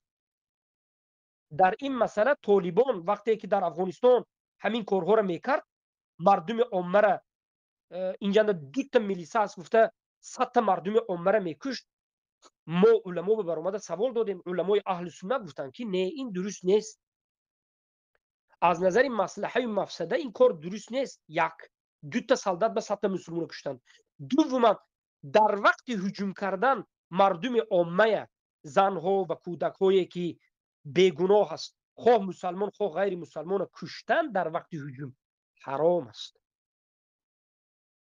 این فقط به مسکو ربط ندارد این فقط در حادثه که در روسیه شد ربط ندارد این به اروپا هم ربط دارد این به امریکا هم ربط دارد اگر کسایی که ما اروپایی اینا هم گفته طعنه میزنند الحمدلله که ما در اون جایی که اونها میگن نیستیم این به دولت های مسلمان نشین خواه افغانستان باشد خواه پاکستان باشد خواه تاجیکستان باشد خواه سعودی باشد خواه مصر باشد مردمی که شما که جنگ نکرده ایستاده اند به شما جنگ نکرده ایستادن این مردم رفته هجوم میکنیم گفته کشتن درست نیست انا همین مسئله به سلف صالح یک لحظه همین مسئله به سلف صالح اجماع کردن که در وقت هجوم کردن یگان حالت به زن کودک پیرانسالای کشتن ممکن نیست اجماع رو محمد ابن عبدالبر در کتاب تمهید ذکر کردن نووی در کتاب صحیح مسلم ذکر کرد اما بعضی از مردم همین اجماع به ضد برآمدن به مانندی ابو قتاده فلسطینی بود کی بود ابو قتاده فلسطینی گفتن یکی از انسان ها همین اجماع به ضد میبراید در حالتی که خودش عذری است جهل عذر میگه مشرکای مسلمان میگه لیکن میگه که در وقت هجوم کردن زن و مرد همه کشید میگه این باطل است این سخنش همین سخن ابو قتاده فلسطینی باطل است میگه و خودش یک گمراه میگه در این مسئله کتابها نوشته شده است رد و بدل زیاد است ما میگیم در وقتی که ای مسلمان ها وقتی که شما هجوم میکنید به یک جا سخن پیامبر فراموش نکنید زن کتی مرد برابر نکنید کودک برابر نکنید دشمن کتی آدم بیگناه برابر نکنید چی مشکلی دارد اینجا اما اینجا نازکی های دیگر مسائل دیگر قسم های دیگر وجود دارد که او در جاهای خودش و مسائل نازک خودش در جاهای خودش مسائل فقهی است ما عموما یک مسئله به صحبت کرده استیم یک مسئله به و ما منهج گفته استیم منهجا یگان مسلمان حق ندارد که مردم عامه رفته هجوم میکنه گفته ترک کند درست نیست احتیاط باشید من حالی در آینده سخنهای بسیار این علما را در این مسئله خطا کرده هایی که به مانند ابو قتاده فلسطین نمیبریم و این سخنهای حزبی ها را میبریم. حزبی های تاجیک هم مثلا من صحبتاشو البته بعضی برادرها تسجیل کرده گرفتگی، اگر اینها در حق ما به ادبی را میخواد ادامه دادن گرفت به مانند محمد اقبال من شانتاژ کردنی شده است اینجا و نه برای عیب به بالای سرت اینی اون گفته. این احمق جاهل نمیداند که ما این به توپ کرده هستیم. این نیکتو هست، یک آدمی پست است که ما که از هرگز بر مورد صحبت نمیکنیم. اینا با حقوقش زیاد میکنند. ما سخنی محیدین کبیر را داریم که اسلحه میگیریم گفته است. سخنی محمد اقبال صدرالدین در تاجیکستان داریم که میگوید که برای کار کنید، میگه نگفته ما به کار کران گرید. میگه سخنی گروه 24 داریم، میگه که مردم افغانستان شما اکی فهمید که ما قبیله گرای نکرده شدیم. ما درباره تاجیکستان گپ زده شدیم که مردم تاجیکستان به یک چند مسلمان های مردم تاجیکستان بولش به یک چند نمودی مردم است. یک عده از مردم فتوا داده ایستاده است، به مردم تاجیک فتوا داده است، به مسلمان های تاجیک، به بچه های جوان که بچه ها خودتون به چیز پوشانید روید ترک کنید گفته ایستاده است. بعضی مردم ما اینو پیش گیریم، ای تاجیک بچه ها، ای مسلمان ها این کار نکنید، گویم ما کانگرو میشیم. این گپ، این سخن یگان جماعتی به نام جهادی نه طالبانش، نه قائدیش، نه داعش، نه اینش. این گپ ما از این مردم تا به حال نشنیدیم و خودی ما اصلا این سخن نگفتیم. ما این گپ از انمین حزبی ها شنیده ایستادیم. در تاجیکستان یک گروه است، حزب خودش گروه 24 میگه. مرامت ویدیو کتمی سخن گفته است، میگه که شما خودتون ابو اینی هم میگید این هیچی هم نیستین. ای مردم میگه خودتون به تناتون به پوشید، میگه روید قوتی مردم به درآید خودتون پاره پاره کنید، میگه کفونید. میگه ما محمد اقبال گفته که یکی دیگر حزب نهضتیه داریم که میگه که ما به ایقا هر سخن کرده این اون از ما دستکنال مسئله را نپرسید، میگه هر کاری که میتوانید رفته کنید. میگه ما یک چند دیگر راهبرای دیگر از گروه های مخالفش داریم، زپسوش داریم که میبرد 3 نفر شوید، برایید روید خون بها زنید، روید مردم کشید گفته ایستاده است. پرابلم تاجیکستان ما گفتیم که ای مردم مسلمان تاجیک، ای جوانهای تاجیک، کشاکشی سر نکنید. اگر در اساس شما این جاهلیت کشاکشی سر کنید عاقبتتون وزمین میشد. اما اگر من درباره تاجیکان میخوام گپ نزنم، درباره کی گپ زنم؟ آخر این حزب‌هایی که در تاجیکستان هستند، این گروه‌هایی که در درون تاجیکستان یا در اروپا هستند، این به افغان‌ها چی ربط دارد؟ این به ازبک‌ها چی ربط دارد؟ این به قزاق قرقیز چی ربط دارد؟ این به تاجیک ربط دارد. من برای به تاجیک گفتم که ای جوان‌های تاجیک، ای جوان‌های تاجیک، ای اهل سنت و الجماعت، این دسیسه ها و این فتنه ها به گرفتار نشوید. هر کس شما به برآمده گفت که من تو به پولت میتیم، یا تو قهرمان میشوی، یا تو این میشوی، خودت به بین بدنت بگون چیز بند دوره فلان و ترک کن، گوید ای فکر کن، شتاب نکن، فریب میدهد تو را گفته ایستاده. اینجا صدها جماعت است، هر کس منفعت خودش دارد. یگانه کسانی که مردم از خونریزی ناحق باز داشته شده ما طالب علمان اهل سنت. برای چی؟ برای اینکه ما همین جوانهای تاجیک اهل سنت به غم میخوریم. جوان تاجیک اهل سنتی که در تاجیکستان است، من نگویم عبدالظاهر داعی از افغانستان هستند گویم که من تاجیکستان خوب نمیفهمم، نگویم کی گوید. این جوانهای تاجیک بسیار به این بازی ها، این جوانهای تاجیک بسیار به این بازی ها در آورده ایستادند، به بازی های فریب و نیرنگ قربان شده ایستاده. صدها هزارها جوان تاجیک بیهوده محکم شده ایستاده است. یک چیز دیگر، ای برادرهایی که شما میگویید که کاری که در روسیه شد ابو محمد تو خطا کردی، تو نباید صحبت میکردی، تو کافر شدی، خیر مالش. و بعد از این میگویید که بعضی کسا میگن که این کار حق بود. سوال به شما، اگر همین کارت شما حق باشد، در همون درون روسیه همین کاری که شما کردید اگر به گفت شما حق باشد، شما اگر همین کار کردید و یک چند نفر وفات کردگی باشد، یک مراتبه شما در همین کاری کردهتون مصلحه و مفسده را نظر کردید یا نکردید؟ کسایی که همین کار حق میگویید همین کار کردم. بعد از همین کار کردن من چی فایده به مسلمان ها میبود یا چی ضرر به مسلمان ها میبود؟ یا بسیاری به کارهای شما مصلحه مفسده دخل نداره. مگر سلف صالح اجماع نکردن که حاکم شما اگر کافر شود، گفتن اگر مرتد شود، همان وقت شما ضد همون حاکم خروج کنید، به حاکم جنگ که قدرت داشته باشید.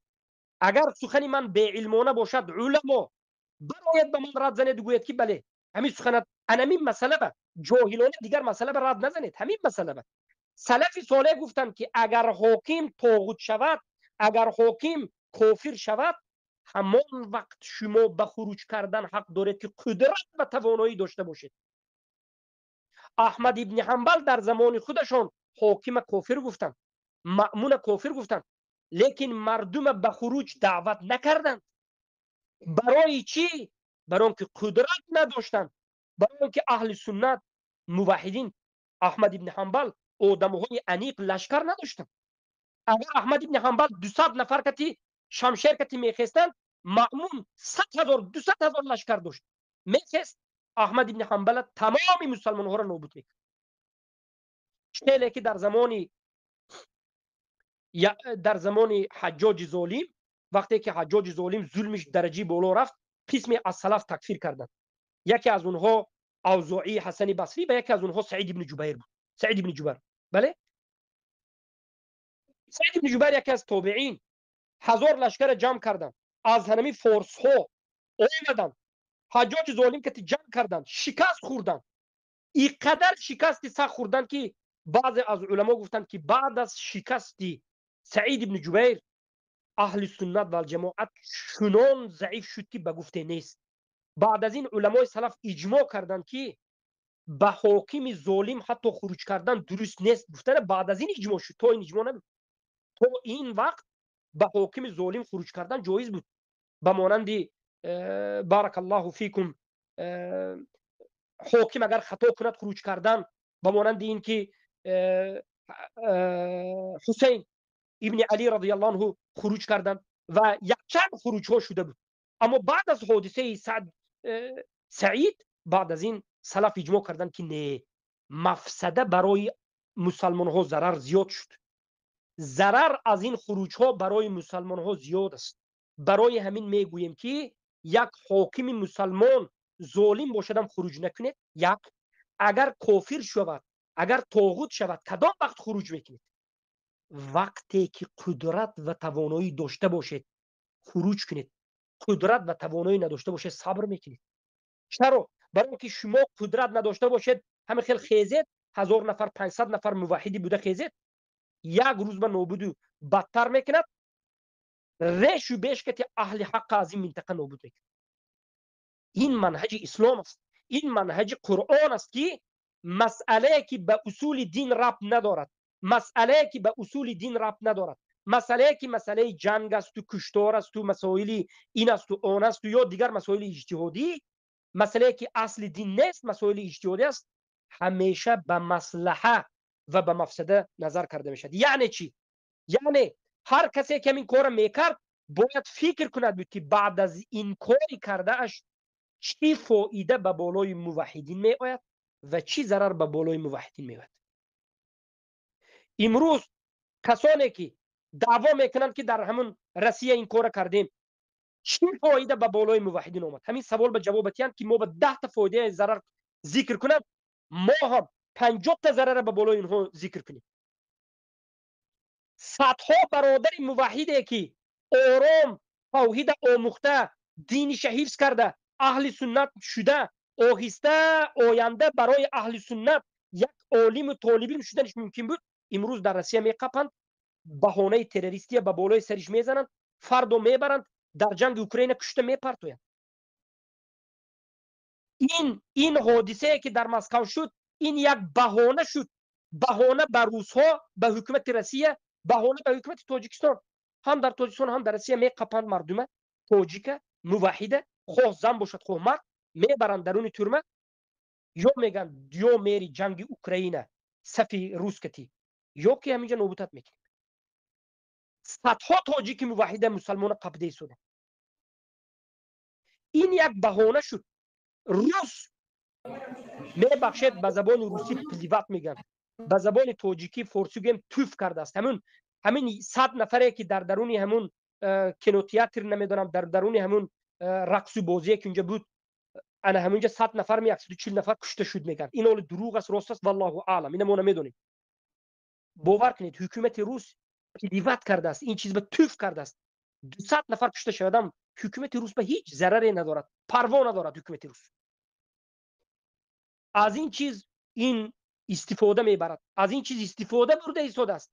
ضرر به بالای با مسلمانان تاجیک اهل سنت است. لپای آدمی که نماز میخواند، لپای آدمی که کمتر مسلمان میشده ایستاده است، اینا میبرند و کشته نابود کرده ایستاده.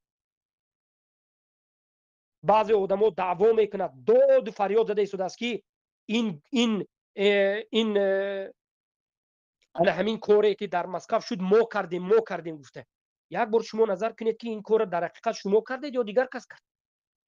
این کار یگان جاش به حقیقت راست نمیوه. در درون این کار شبهات و در درون این کار نافهمی ها و در درون این کار بسیار جایهای عجایبات و غرایباتش وجود دارد. ساخته و بافته هاش وجود دارد. مردم امروز عقل دارد. اینقدر یک مردم ساده نشوید، مردم عادی نشوید. ما این سخن گفتیم که این کار کردید شما، اگر شما کرده باشید چی فایده گیرید شما؟ مردم مسلمان تاجیکستان آزاد دینشون خونده از شرک و کفر کم کم برآمده ایستاده بودند. هزارها مردم آزادانه توحید فهمیده کم کم به سوی توحید رفته ایستاده بودند. ما جهمی ها داریم، اشعری و ماتریدی مردم ما را احاطه کرده گرفتگی است. قبوری داریم، قبوری ها مردم ما را احاطه کرده گرفتگی است. ما رافضه داریم، ایرانی ها میلیون ها صرف کرده حکومت ایرانی صهیونیستی مردم تاجیک هزارها جوانش در ایران خوانانده، هم در روسیه و هم در تاجیکستان مردم جوانهای تاجیک رافضه کرده ایستادند. ما میبینیم که از یک طرف مجوسی ها مردم تاجیک شبهه ریزانده ایستاده است. ما میبینیم که بسیار مردم جوانهای مردم تاجیک از توحید دور است. در همین وقت آهسته مردم جوانهای تاجیک، زنهاش، پسرهاش، مردهاش، جوانهاش آهسته به طرف توحید در آمده ایستادند. توحید ربوبیت، الوهیت، اسماء و صفات فهمیده. اهل سنت و الجماعت چی گفته نگاه پس اکرد فهمیده ایستاده بودند که انا این کار شد. هزارها آدم فرار کرده گریخته میرود. دیگر درس‌های توحیدی را گوش نمیکند. در همه جا دیگر در روسیه گوش کردنی فقط ابو محمد نه، عبدالظاهر داعی هم معروف راسخ هم دیگر حتی نوای آذری هایی که هست، حتی آذری های گوش کردنش ممنوع هست. انا که شب روز این جوان ها را برده محکم میکنن، از درون محکم برده لشکر به جنگ اوکراین برده ایستادن. تاجیکی بیکسه. اما در این وقتی که به تاجیکا نصیحت میکنیم که خداتون دارید، به اهمیتی نکنید، به عقلی نکنید، دینتون حفظ کنید، ما اینجا ملت درو شدیم، ما اینجا کافر شدیم، ما اینجا من نمیدونم چی بالا شدیم. ای عقل کار فرمو، ای سوده،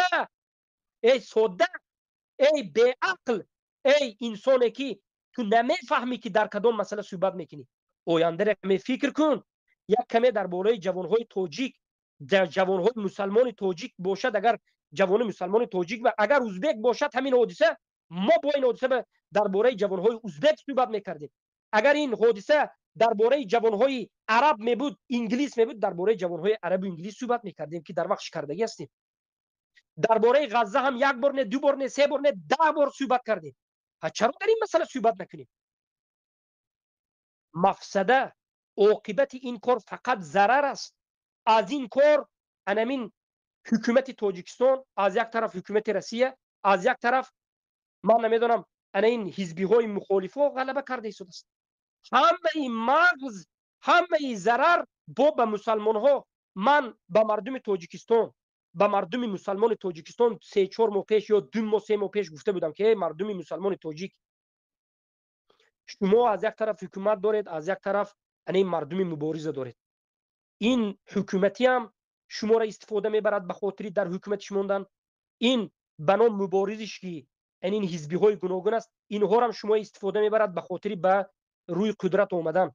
شما در بین عذاب میکشید، شما در بین نابود میشید، شما در بین کشته میشید، شما در بین تورمه به خوب میرید، شما در بین خون شما قدر ندارد. ای مردم مسلمان توجیه گفته، من گفته بودیم. انا مرحمت همین روز تماشا کنید، امروز تماشا کنید. امروز همه ای پرابلم به سر مردم مسلمان در روسیه آدم های الکگولی که نمیقپند با مسلمان نمیقپند، با ریشدار نمیقپند، با نمازخوان نمیقپند، میبرن تورمه میکنن، از تورمه جنگ میری، جنگ کشته میپرتن. دین ما برای حفظ نفس اومده است.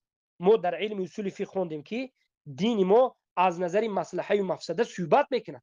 مصلحه اساسی که دین ما همون حفظ میکند، یکم دین ما میخواد که مردم مسلمان انسان نفسش حفظ کند.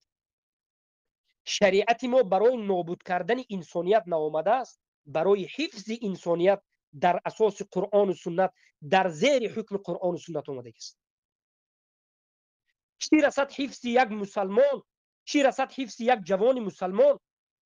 ما علما، ما طالب علم های اهل سنت و الجماعت باید به این مردم مسلمان تاجیک بیچاره بیکس راهش نمیداند، هیچ کس به اینها راه نشان نمیدهد. به اینها باید راه نشان بدیم، به اینها باید نصیحت بکنیم. نشود که بیهوده مرده روند. نصف جوان تاجیک مسلمان رود. امروز من برای چی درباره تاجیک ها صحبت کردم؟ ملتگرا شدم و کافر شدم. برای چی؟ برای آنکه امروز جوان های تاجیک اینقدر جوان های مسلمان، خودش مسلمان میگوید، از طرف روسیه رفته اوکراین به زده سودیس، جنگ بیگانه به شرکت میکند، با ریش موندگی با نماز میخواند. حکومت روسیه به جنگ کرده، دفاع کرده، کافر شده ایستادیست، با خودش مسلمان میگه. اینها کم نیستن، این چنین بچه ها کم نیستن. این چنین تاجیکایی که مرمت رفته در جنگ های بین روسیه و اوکراین جنگ کرده ایستادند کم نیستن. از جانب روسیه اومده اوکراین در اومده جنگ کرده ایستادند کم نیستن. اینها خودشون مسلمان میگن. ما باید اینها بگویم که اینها گمراه است. دیگر جوانهای تاجیک مرحمت بعضی این حزبی حرکت های گوش کرده ایستادند، حزبی حرکت هایی که تاجیکی در اروپا هستند. بعدش میگه که خودت به بمب بند، مثلا سخن کی رو گوش کردیم؟ سخن حسین اشورف گوش کردیم. راو میگه در همون تاجیکستان در بین مردم در میگه، آشکار گفته ایستاد است. خودت مرحمت ترک میگه. کی بودین؟ محمد اقبال صدرالدین میگه که از ما ایقا هر جانبش نپرسید، روید به تاجیکستان هر کاری که از دستتون میاد بکنید. میگه سخنی در دو جان تولاف است. 3 نفر و 4 نفر 5 نفر و 6 نفر شوید خون بها کنید. میگه مردم تاجیکی که توحید نمیفهمد، جوان تاجیکی که توحید نمیفهمد، وقتی که به این جنگ ها داخل میشد، وقتی که میمورد، از توحید بیخبر مرد. حرام مرد یا نمرد؟ برای حرام مرد. ما برای همین میگیم که ای جوان تاجیک، توی به این فتنه ها داخل نشو. اینقدر این کردن در کار، اون کردن در کار نگو. تو ترکانی بس کن، تو توحید آموز. الله به تو امر میکند که خودت حفظ کن، توحید آموز، موحد شو. هر کاری که میکنی در اساس لا اله الا الله باید باشه. جاهلانه کار نکن. انا شما باید که چرا تو فقط درباره تاجیکستان این گپا رو گفته شده؟ برای اینکه حاضر مسئله همین است. اگر آینده مسئله در افغانستان شود، به قدر استطاعتمون، ما به قومی که در اون قوم علما هستند، ما از اون قوم خبری زیاد نداریم، لیکن به قدر استطاعتمون به اون قوم میگوییم. چخیلی که پیشتر گفته بودیم، چخیلی که پیشتر به طالبان ما خطاب کرده گفته بودیم، 3 سال 4 سال پیش گفته بودیم که طالبان اون مردم عامه که خودشون مسلمان میگن، نماز میخونن، اومده اینها را در بینش خود کفوندن. این منهج پیامبر به نیست گفته بودیم. این سخن نوی ما نیست. چرا بعضی مردم گریه کرده ایستادن؟ گویا که ما این سخنمون نو باشد. نه برادر عزیزم، این سخن ما از اول هم بود. این قومگرایی نیست. شما نمیفهمید که ما چرا درباره تاجیکستان صحبت داریم، برای آنکه شما آینده را نمیفهمید. خیلی که در سوریه مسلمان ها وفات کرد، خیلی که کودک ها گرسنه تا حاضر مرده شده است، خیلی که سرزمینی فلسطین یهود غصب کرد، خیلی که 4-5 رافضه در سوریه علوی ها، همین بشار اسد علوی است، اکثر مسلمان ها را حکم میکند. آینده بسر یعنی تاجیکستان هم همین حالت اومدنش ممکن است. مگر ما اهل سنت راضی هستیم که همین حادثه بسری تاجیکستان بیاید؟ مگر ما راضی هستیم که مرد و زن مسلمان خونش ریزد؟ مگر ما راضی هستیم که اهل سنت به تمام از این منطقه نابود شود؟ مگر ما راضی هستیم که جوانهای اهل سنت بیهوده خونشان ناحق ریخته شود و خون دیگران را ناحق ریزانند؟ نه، ما راضی نیستیم. آخه این منطقه تاجیکستان یک منطقه حساس است. از یک طرف خطای است، از یک طرف طالبان است، از یک طرف روس است. در این منطقه اگر یک کمی شروع شد، فقط خون مردم مسلمان میریزد. جوانهای تاجیک مسلمان اهل سنت یا بسیاری کسایی که خودش مسلمان هم میگد عقیده رو نفهمید، هزارها آدم میمرد، زنده به گور میشد. خیلی که در دیگر منطقه میشد اینجا میشد. فتنه چیزی بد است. مردم، فتنه چیزی بد است. در یک طرف 250,000 نفر ما در تاجیکستان پامیر داره، پامیر گفتن جا داره.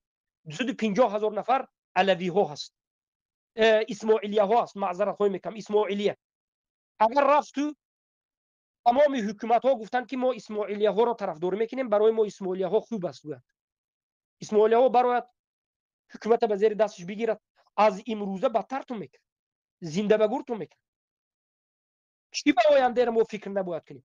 من وقتی که در این باره صحبت میکنم کجای این قومگرایی است؟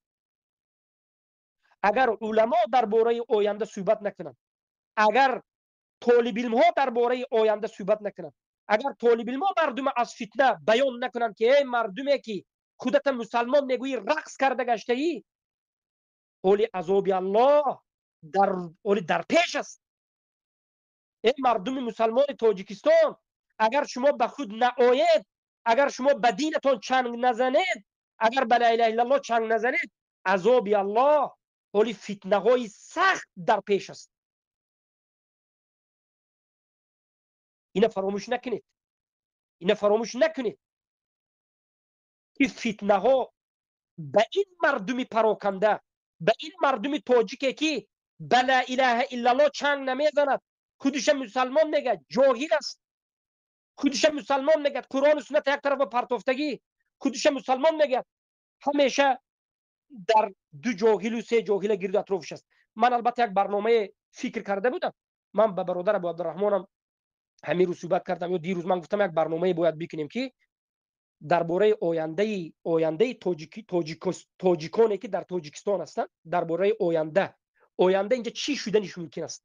البته آینده گپ زدن 100% غیب گپ زدن این کفر است، لیکن یک نظرسنجی کردن که روش کار به کجا رفته شده است.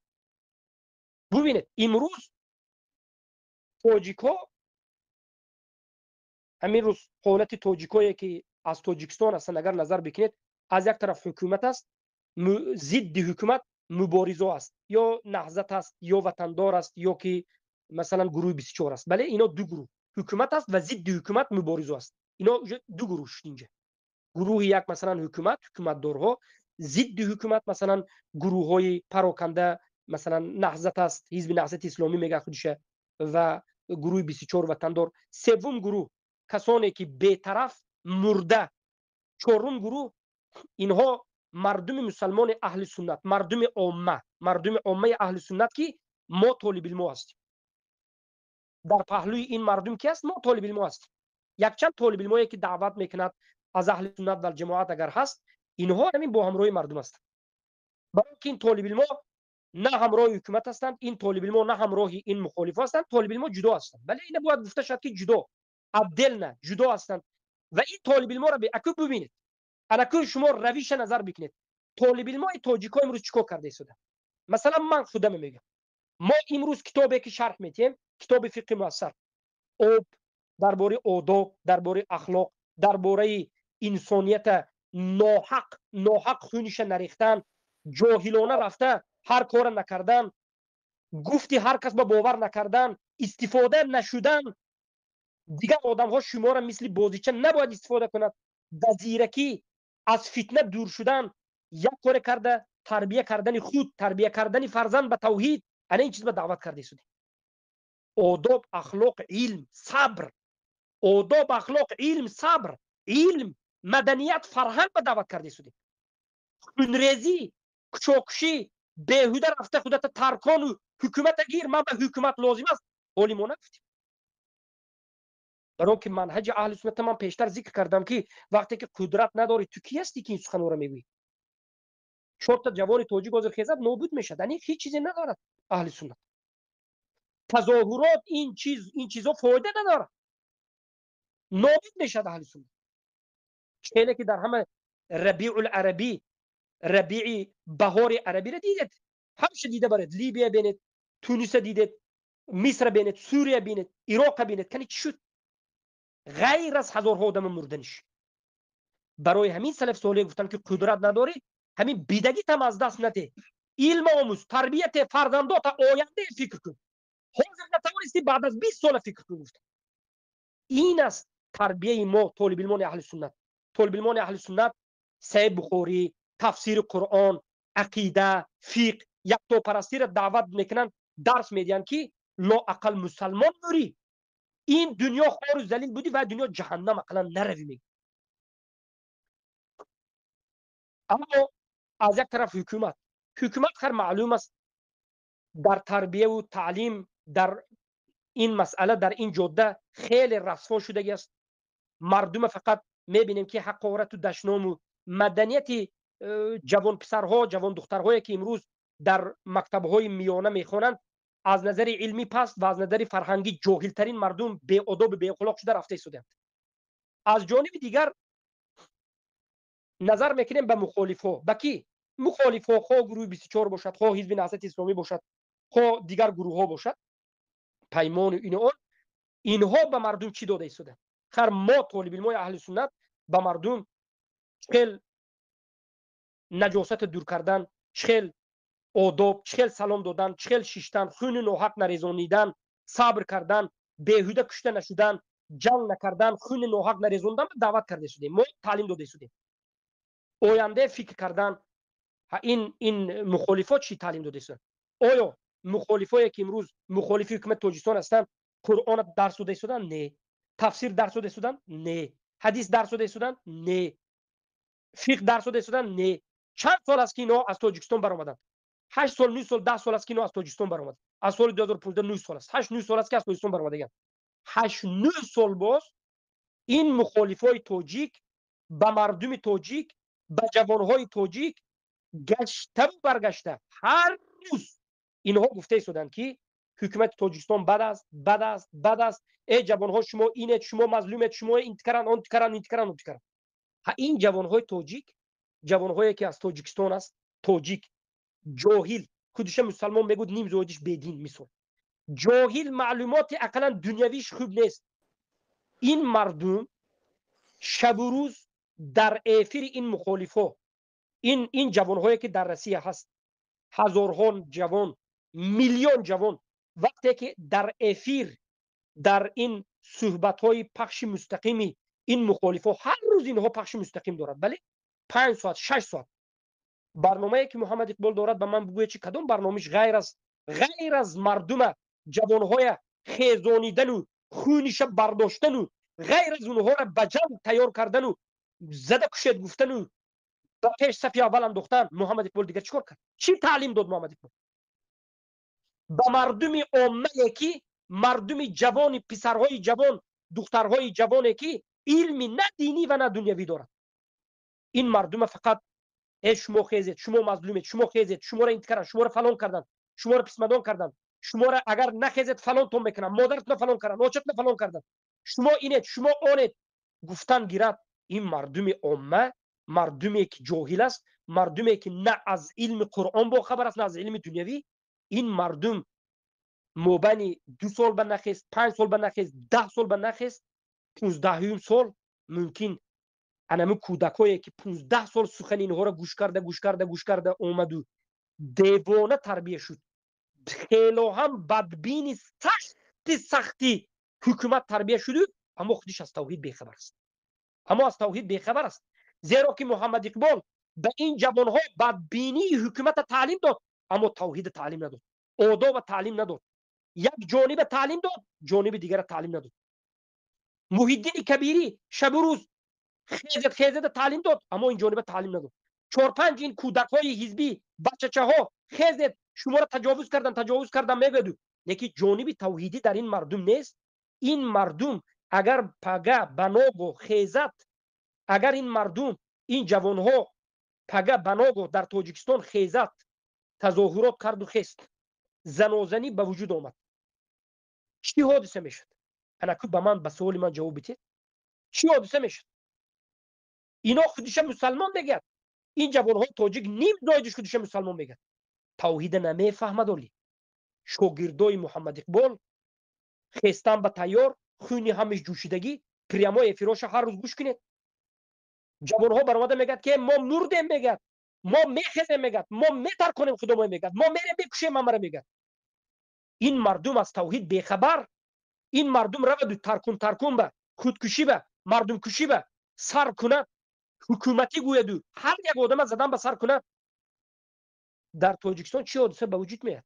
در تاجیکستان به زبان عربی فوضا به وجود میاد. فوضا به زبان تاجیکی بی ترتیبی بی نظامیه که خشکتر میسوزد زنم میسوزد مردم میسوزد کودکم میسوزد کلانم میسوزد. انا همین وقتنده روسها میدراید خیتای میدراید مردم به 2 قسم تقسیم میکنند یا به 3 قسم تقسیم میکنند یا به 4 قسم تقسیم میکنند کشاکشی تجاوز زنا باز به بالای مسلمان تاجیک میشه. در اروپا بوده ها معیشت کرده در اروپا گشتن میگرد. من میترسم که این حکومت ها میخیزند و میرند اسماعیلیه گفتنی رافضه ها هست در تاجیکستان در پامیر 250,000 50,000 همونای لشکر میکنند یراق میتیند اسماعیلیه ها میخیزد همه اهل سنت کشته میپرد از این روزه بودرم بدتر میکنند. برای همین ما مخالفت به این مردم میکنیم هم مخالفت به حکومتی که مسلمان کشی میکند هم مخالفت به این بنام مخالفان مبارزان حکومت که اینها عاقبت فکر نکرده آینده را فکر نکرده مردم جاهلی که یگان قانون قاعده دینی را نمیداند توحید نمیداند حدود شریعت نمیداند این مردم خیزد و زند گفتن این چی میشه عاقبتش؟ ما انا این به صحبت کردیم ما گفتیم که مردم این چیزها را ترک کنید به جای این چیزها توحید آموزید دین آموزید بیهوده شما را روس استفاده نبرد بیهوده شما را رافضه ایران استفاده نبرد. شما فکر میکنید که ایرانی ها جوان های تاجیک مگر استفاده نمیبرد؟ هزارها جوان تاجیک در ایران رفته خوندگی است در ایران رفته مشق کردگی است و امروز هم در ایران رفته خونده مشق کرده ایستاده است و این چیز این مبارزهای مخالفای حکومت نهضتی ها خود میدانند. هزارها تاجیک در ایران است هم خونده هم مشق کرده ایستاده است. این تاجیک ها به خودش راهبر دارد. شما نمیدانید مردم افغانستان شما نمیدانید که این تاجیک ها در ایران راهبر دارد. در ایران تاجیک هایی که کای ها ختم کرده دکتر شده دکتر کاندیدات نوک شده آیت الله شده در تاجیکستان سله زده تماشا کرده نشسته است هزارها است از جنوب تاجیکستان از شمال تاجیکستان. ما اینها را نام به نام میدانیم از سید یوسفی سرافسنی شر کرده تا رکتوری این مدرسه به نام ابو حنیفه که دانشگاه است رکتورش رافضه ها در یک طرف انا خیلی تماشا کرده ایستاده است که کی به در تاجیکستان پرابلم شود و ما درایم طالب علمان اهل سنت خواهرای اهل سنت موحدین قیر نابود کنیم. روس می‌دارد از یک طرف خطای می‌دارد همه اینها حال ندارآمده استفاده کردن شروع کردگی. استفاده کردن شروع کردگی. من یک مسلمان، همچون یک مسلمان در سرزمینی که زندگی کردم، در سرزمینی که تولد شدم، من حق دارم هم از نظر دین، هم از نظر همه چیز که من انمی سرزمین خودم دفاع کنم، هم که در اساس قرآن و سنت حکم شم دفاع کنم، به این معنی که من این سرزمینی که جایی که تولد شدم نتیم دیگر یک بودیست و خطایی به نتیم به یک رافضه، نتیم به یک اتئیست و کمونیست. نه، این زمینه من باید دارم. اینجا اجداد مسلمان من، باباهای من به حکم قرآن و سنت حکم میکردن. اینجا سربلندانه آزادانه مسلمانان تاجیک به حکم قرآن و سنت زندگی میکردن. چرا من این دهم به دیگر رو هدیه کنم؟ نه، برای همین ما باید فکر کنیم. گفتم برای همین گفتم که تاجیک ها، جوان های تاجیک، شما خیلی هم در حالت حساسیت ترین وقت دارید زندگی میکنید. شما فکر نکنید که این فتنه شما کم میشد. در آینده روز به روز بسیار شدن میگیرد. برای چی؟ برای آن که ما دیده ایستادیم که زنهای کفیدن به نزدیک، مردهای کفیدن به نزدیک، جوانهای کفیدن به نزدیک. به کدام معنا کفیدن به نزدیک؟ یعنی از جانشان سیر شده، اینها بیزار شده، اینها اصلا نیم زایدش دین نمیفهمد، اینها به دین ربط ندارد، اینها پروست از زندگی وزمینیش یا که از همین حکومت تاجیکستان پولش گرفتن و مالش گرفتنش یا از زیر ظلم حکومت تاجیکستان همین درجه اومدگی. خودش مسلمان میگوید، بله خودش مسلمان میگه، اما توحید نمیفهمد، لا اله الا الله نمیفهمد. این خیلی آدم ها زیاد است. این خیلی آدم ها پگه رفته فتوای این مبارزه کتی فتوای داده است کنه. ما فتوای ندادیم. خوب گوش بکنید، ما فتوای ندادیم. همین مخالفان فتوای داده است. در اروپا نشسته به ملال میگوید که به خودت بمب بند رفت درون تاجیکا بدم کفون میگه. اما میگیم که کسی که نمازخوان است، کسی که اهل مسجد است، آخر وای مسلمان است، کسی که به تو جنگ نمیکند، کسی که به تو جنگ نکرد، یک کافر باشدم تو چی رفته کفون میگویی؟ مرا همین مخالفای حکومت همین سخن میگد، ویدیوش که این سخن است. اگر گفت من به باور نکرد ویدیوش رو بد گوش کنید ببینید. اگر همین سخن ما گوییم، این حزبی ها آسمان هفتم به تاقیش میپرتوید که قپیدیم گفته. مرامد اینا گفته ایست است به خاطر دموکراتی میگه. اما چی میگیم؟ ما میگیم که این مردم، ای جوان تاجیک، ای بی عقل، تو به خاطر دموکراتی گفته، به خاطر تظاهرات دموکراتی گفته رفته خدا به بمب بسته کشته نپرتو. ای جوان تاجیک، تو را فریب میتید، ساده نشو، پول بشده 100,000 و 200,000 بشده، هر یک کار قبول نکن. امروز فریب دادنش ممکن است. امروز کارهایی که خصوصا در کدام جای دنیا نباشه، تاجیکو یا افغان ها یا تمام برادرای ازبکو، این به تمام مسلمان ها داخل دارد. خود در اروپا هستید، خود در روسیه هستید، خود در کجای نباشید، شما کار رو به واسطه تلگرام آنلاینی یگون کار نگیرید. یک تا ماشین اومده از اینجا فلان جا ببر، از فلان چیز از اینجا ببر نگیرید. امروز شما را فریب داده ایستاده. میگیرند یک تا ماشین میگه که از اینجا به فج بر، من به تو 200,000 میتیم. پرگون، اینا نوشه پرگون چی میگن به زبان روسی، یعنی یک ماشین از یک جا به یک جا رسوندن. این کار مشهور است، همه جا به این کار هست. خرید و فروش ماشین ها خوب میدونن. یک آدم میگه که فلان جا به فلان ماشین بر، شما این ماشین نسنجیده ندیده میگیرید از یک جا به یک جا میبرید، شما میقپد در راه 50 سال برده تربتون میکند، یا به واسطه شما 100 دیگر موحده میقپد، همه شما میبرد صف اول به جنگ میموند، کشته میپرتید، نابود کرده. برای همین ما گفتیم که زیرک شوید. چی عیب است؟ جای همین ملت گرایی است. ساده نشوید. یک ماشینی بیگانه های نکنید، موتوری بیگانه نگیرید. شاید درونش به یگان چیزی بد باشد، شاید یگان چیزی بد پنهان کرده موندگی باشد، میرید نابود میشید. من چرا این سخن به تاجیکا گفتم؟ برای که این انمین حادثه به بالای تاجیکایی که در تاجیکستان هستند در دیگر قوم ها به وجود آمده شده است. توجیک‌ها را استفاده برده شده.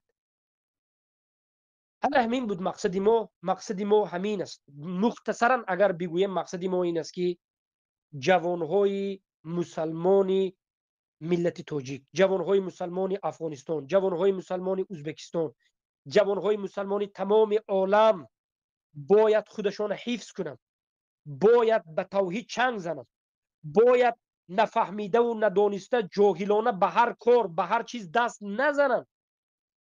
یک انسان زود باور نباشد، انسان زود باوری ساده گرنگی به عقل نباشد. اینها مسلمان ها، جوان مسلمان ها خیلی هم به فکر باشند که دشمن در بالای شما فکر کرده است.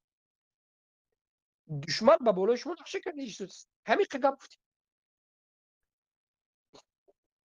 هیچ دیگر گپ نگفتیم. السلام علیکم و رحمت الله و برکاته. جناب شخص علیکم بزرگوار السلام. اجازه میتونید چند کلمه صحبت کنم؟ در این باره فتنه نه، دیگر باره صحبت بکنید. این مسئله محکم است. دیگر هیچ کس دیگه من نمیگذارم که در این مسئله گشته و برگشته تکرار بکنه. ما مقصدمون 100 مرتبه فهموندیم. بعضی آدم فهمیدن نمیخواهد. آدمی که فهمیدن نمیخواد من برای او چخیل فهموندم. دیگر مسئله باشد گپ زنید، این مسئله باشد به ما گپ شرط نیست. ما فهمیدیم مقصد شما رو دیگر رو.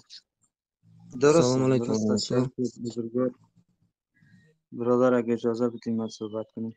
درست است شخص بزرگوار. شما در صحبتاتون چند مورد اشاره کردین. اگر اجازه تان باشه در رابطه با موضوعاتی که شما اشاره کردین من هم یک چند صحبتی داشته باشم، بسیار مختصر، خیلی مختصر. بفرمایید. شخص بزرگوار، الله سبحانه و تعالی شما را حفظ کنه. هر برادر و هر کسی که شما را تکفیر کردگی است او ندانسته بسیار افراط ورزیده در شأن شخصیت شما. ما خودم امروز شما صحبت کردیم، در شخصی به یک نتیجه مثبت رسیدگی هستیم الحمدلله. موضوع از شخص بزرگوار، صحبت شما را چندی از برادرها اینمیجا گوش گرفتیم. کلا اول بارک الله فیکم که به برادرای تاجیک ما شما بسیار نصیحت دلسوزانه کردین و وضاحت دادین در مورد نصیحتتان. شخص بزرگوار الله شما را حفظ کنه. خواهش تقاضای ما برادرای نمی بود که شما مخاطبینتان عقلهایشان یک دفعه دقت کنین در صحبتایتان. حالا در لایف های شما برادرای هستن که بعضی هایشان میدانند درست، بعضی هایشان درست نمیدانند. شما الحمدلله علامه خراسان هستین. شما این موضوعات از با سیاست شرعی خیلی آگاه هستین، شیخ هستین، عالم هستین. شیخ صاحب، بعضی از برادرها اگر تندروی میکنن، اگر افراط میکنن، شما اقدر سرش جدی نگیرین، توجه خاصی نداشته باشین. شیخ صاحب بزرگوار، شما از قدرت صحبت کردین. گفتین اگر قدرت داشته باشی بسیار خوب است، خیلی عالی است که میتونی هجوم بیاری. اگر قدرت نداشته باشی بلکه ضرر تمام میشه برای مسلمان ها. مفهوم سخن شما نسبت به من است. من میگم شیخ صاحب، قدرت پیدا کردن و قدرت را دست گرفتن انشاءالله که توسط حملات صورت میگیره. نه ای که ما همیشه به این مسئله داخل نشیم. ببینید مصلحه مفسده را فکر کنید برادر. شما ساده نشید. ما میدونیم به کدوم توسط میشه، چیکار میشه، میفهمیم. یک چیز است، یک چیز امین است که انا همین فردا ما حق نداریم که هم تو خیزیم میگیم که مردم خیزید خروج کنید، خیزید خروج کنید. نه، ما نمیتوانیم، برای که مردم عامه مسلمان بیچاره خونش ناحق میریزه. فهمیدید برادر؟ کسی که درباره قدرت دارد و درباره قدرت گپ میزند، برادر عزیزم، شما ما به قدرت بس به واسطه حملات میشد، این میشد، اون میشد نگویید. قدرتتون نشان بدید. قدرت به حملات 4 نفره که چی بدنش معلوم نیست. قدرت به اون حمله که اگر به مانند مسکو گوید این حمله اصلا ساخته و بافته خودی همه گفته شده است که دیگرها هست، خودی همون روس است و این است گفته شده است. این حمله در درونش سپیکتاکل و بازی ها زیاد است. هیچ وقت هم به این قدرت به وجود نمیاد. برعکس به این نمود حمله ها قدرت مسلمان ها نابود میشد. به این نمود حمله ها هزارها جوان مسلمانی که اهل توحید بود، اهل عقیده بود، اهل فهم بود، اهل درک بود، آماده بود که یک مرد مسلمانی همه طرفه بود، نابود میشد. فهمیدید؟ استفاده میبرند و این حملات نابود میکنند. شما قدرت پیدا کردن از پیامبر صلی الله علیه و سلم باید تعلیم بگیرید. پیامبر صلی الله علیه و سلم چگونه مسلمان ها را حفظ میکردن، موحدان را حفظ میکردن. پیش از همه ما باید مسلمان حفظ شدنش نظر بگیریم. همین کار خطا است که مسلمان حفظ شدنش نظر به نگرفته کار شود. یک جای مصلحه و مفسدش نگرفته یک کار شود. این خطا است، خطا است. این کسی میکند نمیکند، کسی نکند، خطا است. پیامبر صلی الله علیه و سلم هر کاری که میکردند همیشه مسلمان ها را به انابت میگرفتند. مسلمان های همون منطقه را، مسلمان های پهلی خودشون بوده را ضرر و منفعت. حتی پیامبر صلی الله علیه و سلم بعضی از منافقین شناختند اما نکشتند. کافر بودنش فهمیدند اما قتل نکردند. چرا؟ برای که پیامبر در حدیث اومده است گفتند که پیامبر مصلحه فکر کردند. پیامبر گفتند که اگر من این منافقین شناخته مکشم، دشمنان ما، این یهود، نصارا، قریش، مشرکین دیگرها میگوید که محمد دوستای خودش کشتن سر کرد. به خاطر همین طعنه مشرکین شده من نمیکنم. چرا؟ برای که طعنه مشرکین در صف موحدین فتنه را ایجاد میکنه، لرزه را ایجاد میکنه. پیامبر صلی الله علیه و سلم به خاطر فتنه نشدن در صف موحدین، به خاطر پراکنده نشدن موحدین، منافق شناختند و قتل نکرد. مگر این حدیث به همه با خبر است یا نیست؟ پیامبر گفتند که نمیکشم حتی لا یقول المشركون ان محمد صلی الله علیه و سلم یقتل اصحابه. ما منافقین نمیکشیم. ای عمر نظر سری این منافقه. تو این که مشرکین نگوید که محمد دوستای خودش کشته نکرد.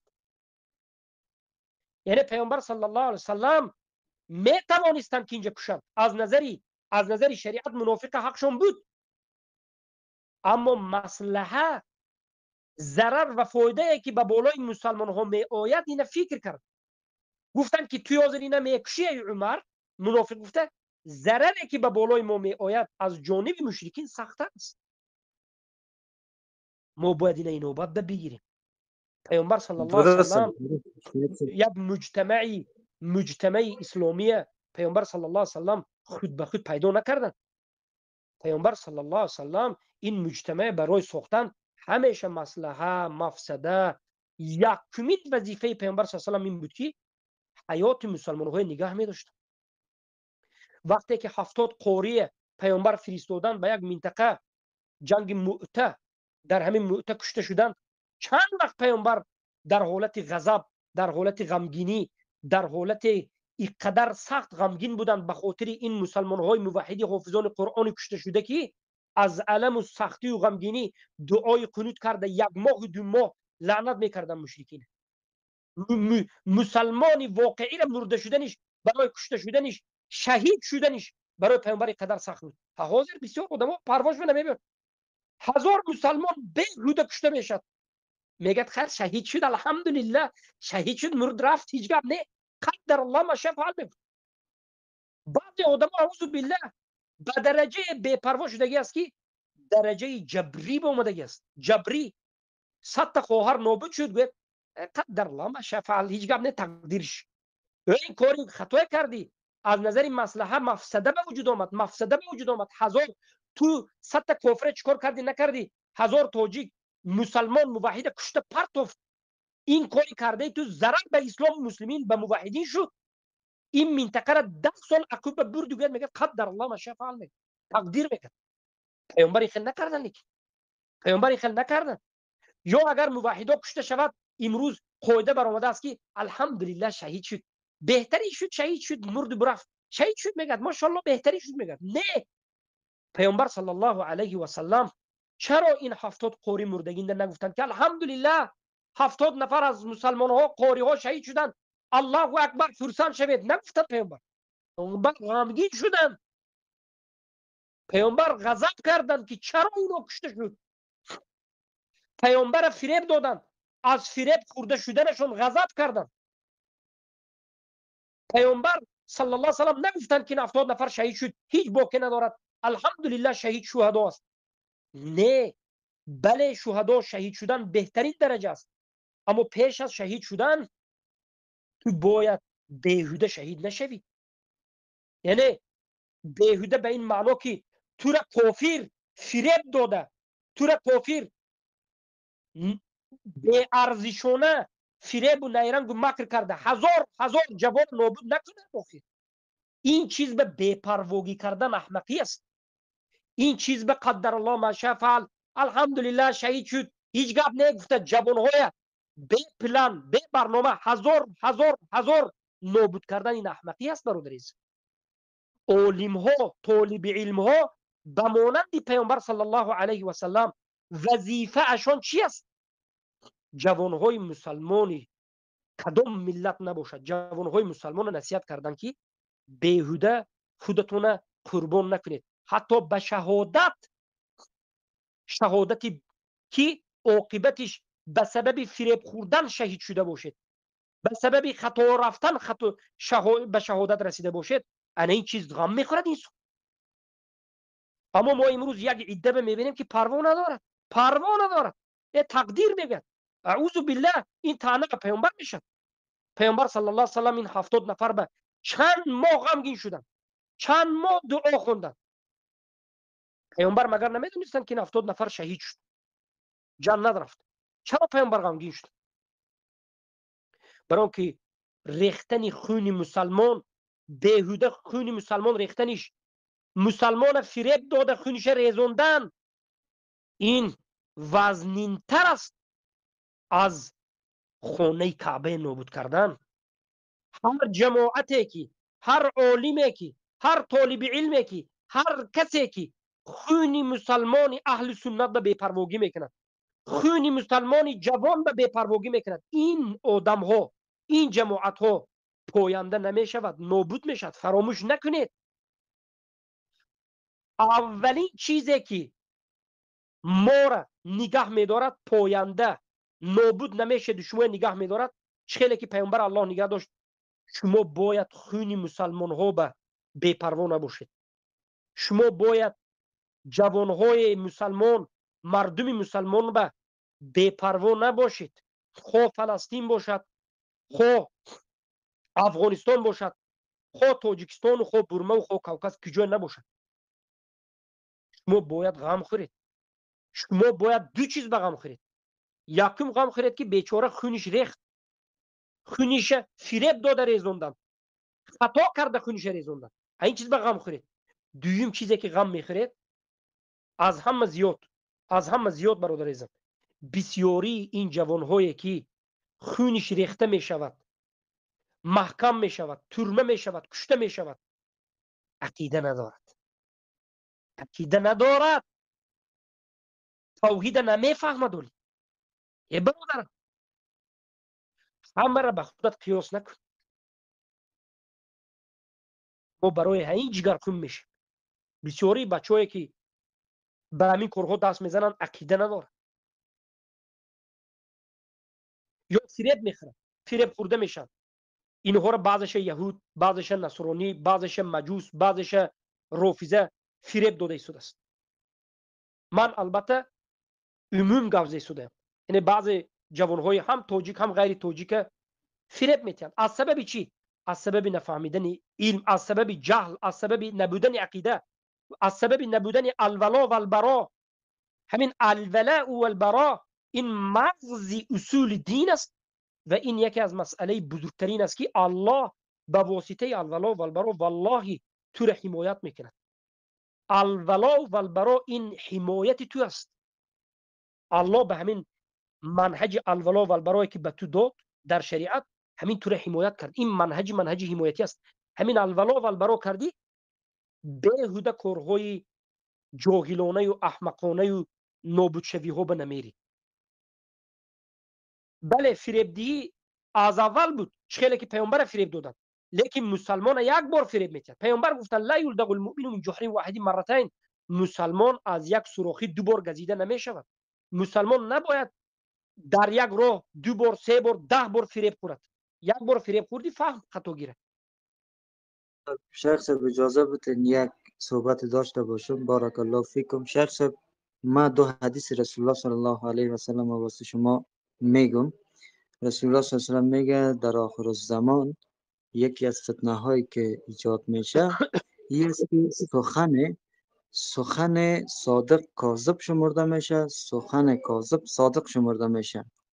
شیخ صاحب شما از ما بهتر میدانید امروزه هر عمل صورت میگیره از طرف صادقا توسط رسانه هایی که دشمن هستند و به نفع خود تمام میکنن و بیان میکنن. ما خیلی متاسف هستیم، خیلی ناراحت شدیم. شیخ صاحب سخنهای بهترین شما را سخن گفتید. شنیدیم. یک لحظه همین نقطه به صحبت کنم. من با اجازهتون میدم برادر جون. ایوه به خودتون اومدید، به خود اومدید که هر کاری که امروز مسلمان ها میکنند این کفار به نفع خودشون استفاده میبرند. دیگه اینجا چند نمود استفاده میبرند. اول روی اسلام ویران میکنند، دوم گویا میسازند که این دروغ بود و اینا ما ساختیم، سوم بعد از این حادثه هزارها جوان مسلمان برده میکشند و نابود میکنند. از این میبرد که مصلحه از این کاری که شما کردید مصلحه نیست، یا مصلحه کمتر از مفسده است، یعنی مفسده زیادتر از مصلحه است. از این میبرد که این وقت، از این میبرد که این زمان، انمین وقت، انمین زمان همین کار نباید کرده شود. شما دیگر کار کنید. از این میبرد که شما قوتون حکومتون دیگر خیلی شون بکید و دیگر خیلی کار بکنید. غیر از همین مگر دیگر کار نیست. وقتی که شما ببینید، وقتی که از یک کاری شما ببینید، سوال به شما همین کار کردن اصول دین است یا نیست؟ همین کار کردن اصول دین برابرش است یا نیست؟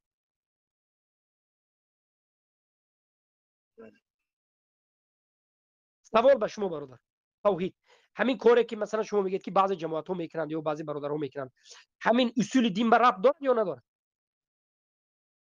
بله. من نفهمیدم، صدا تو کنده شد. رفت دارد یا ندارد؟ اصول دین نیست. ولی که اصول دین نیست.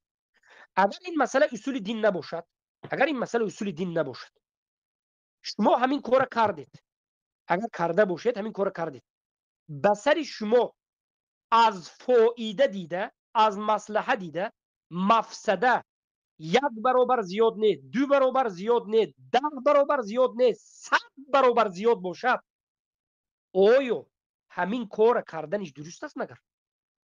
وقتی که شما خودتون میدونید که همین کار شما کنید به درجه کفار مشرکین این کار شما را نشون میتین که مفسده از مصلحه 100 مراتب وزمین است. یعنی مقصد من این است که یعنی مفسده از مصلحه دیده 100 مراتب مفسده، یعنی ضررش فسادش بالاتر است، یعنی ضررش به خود شما زیاد است. این کار شما به خاطر چی کردید؟ به خاطر اسلام زیاد ایشون دادن، به خاطر مسلمان ها را نصرت دادن، به خاطر قرآن و سنت حاکم کردن، به خاطر خودتون قدرتمند کردن این کار کردید، یا که به خاطر بازی کردید؟ نمو میگم که به خاطر بازی نکردید. اگر به خاطر قدرتمند شدن این اون باشد، همین کار مگر برعکس کشتن خود شما، برعکس نام شما را سیاه کردن، برعکس صدها هم زیادتر هزارها جوان مسلمان برعکس نابود شدنش به همین ساخته ها بافته ها نام شما رو مسلمان ها را نابود کردن، اگر همین کار کسی کرده باشد مگر همین خیل نشده است؟ اگر همین خیل باشد کسانی که همین کار میکنن مگر 1 مراتبه نمی آموزند که مصلحه و مفسده در این باب چی است؟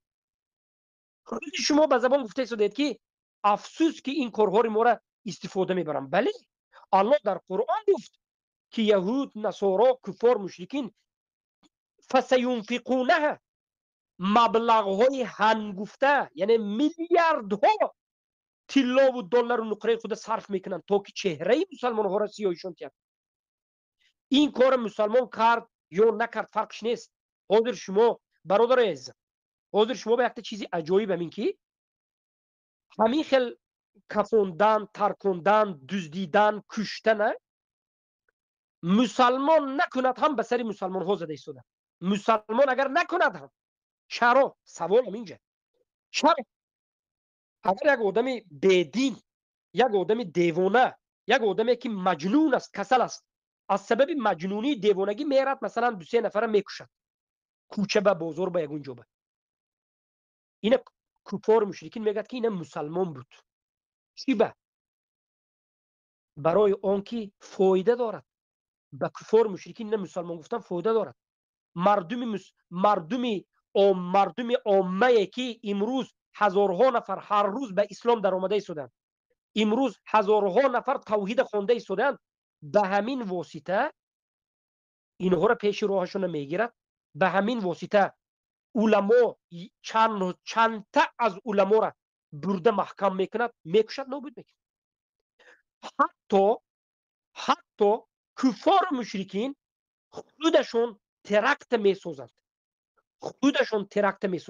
خیلی که در وقتی که در کوکاز روسیه با چچن جنگ میکرد، امروز کوکازی ها رو بینید برآمده میگد که در همون چچن، در کوکاز ترکت در این گوش میساختند، خودشون میساختند. برای چی؟ برای که به این حکومت های دیکتاتوری 100 نفر 50 نفر شهروند کشتن هیچ گپ نیست، به دکر دو است، کباب بر این گپ است، اما فایده دارد، برای اونها فایده دارد. میگد که انمین کار مسلمان کرد، بعد از مسلمان کرد گفتن در این منطقه میگد علمای اهل سنت همیشه جمع کنید، میگن علمای اهل سنت جمع میکنن، میگن که شما تروریست هستید، شما علمای اهل سنت تروریست هستید، شما می فتوی دادید. میگن علمای اهل سنت در حقیقت این کار نکردند، این کار خودی حکومت کرد، خودی مثلا یک دیکتاتور کرد، لیکن علمای اهل سنت می اورند بهانه ساخته، می اورند نابود میکنن، میکشن، موحد نابود میکنن، با همین منطقه را 100 سال دیگر در زیر مستملکه میدارن. برای چی؟ برای که هر یک منطقه را از مستملکه علما بیرون میکنند، طالب علمای اهل سنت بیرون میکنند.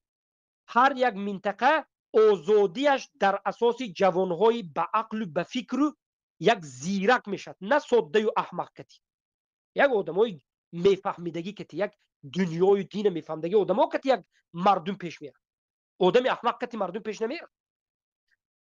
اینها خودشون ترکت میسازند، میبافند، مسلمان ها را شانتاژ و مانتاژ میکنن، بعد از این از همه آدم ها را بهتر نکشته میپرتن.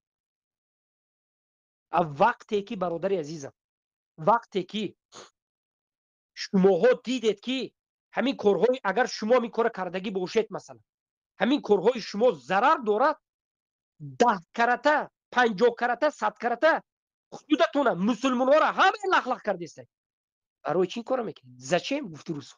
من حیرانم، من خودم در حیرتم که کسانی که امروز برآمده بنده را تکفیر میکنند، کسانی میگن که ابو محمد مدنی کشتن فرزندهای این آن گفته، طرفگیری از کلان این کار کافر شد، ابو محمد مدنی ملتگرای کافر شد، ابو محمد مدنی کافر شد، حدیث متفق علیه ما گفته به جواب نیست.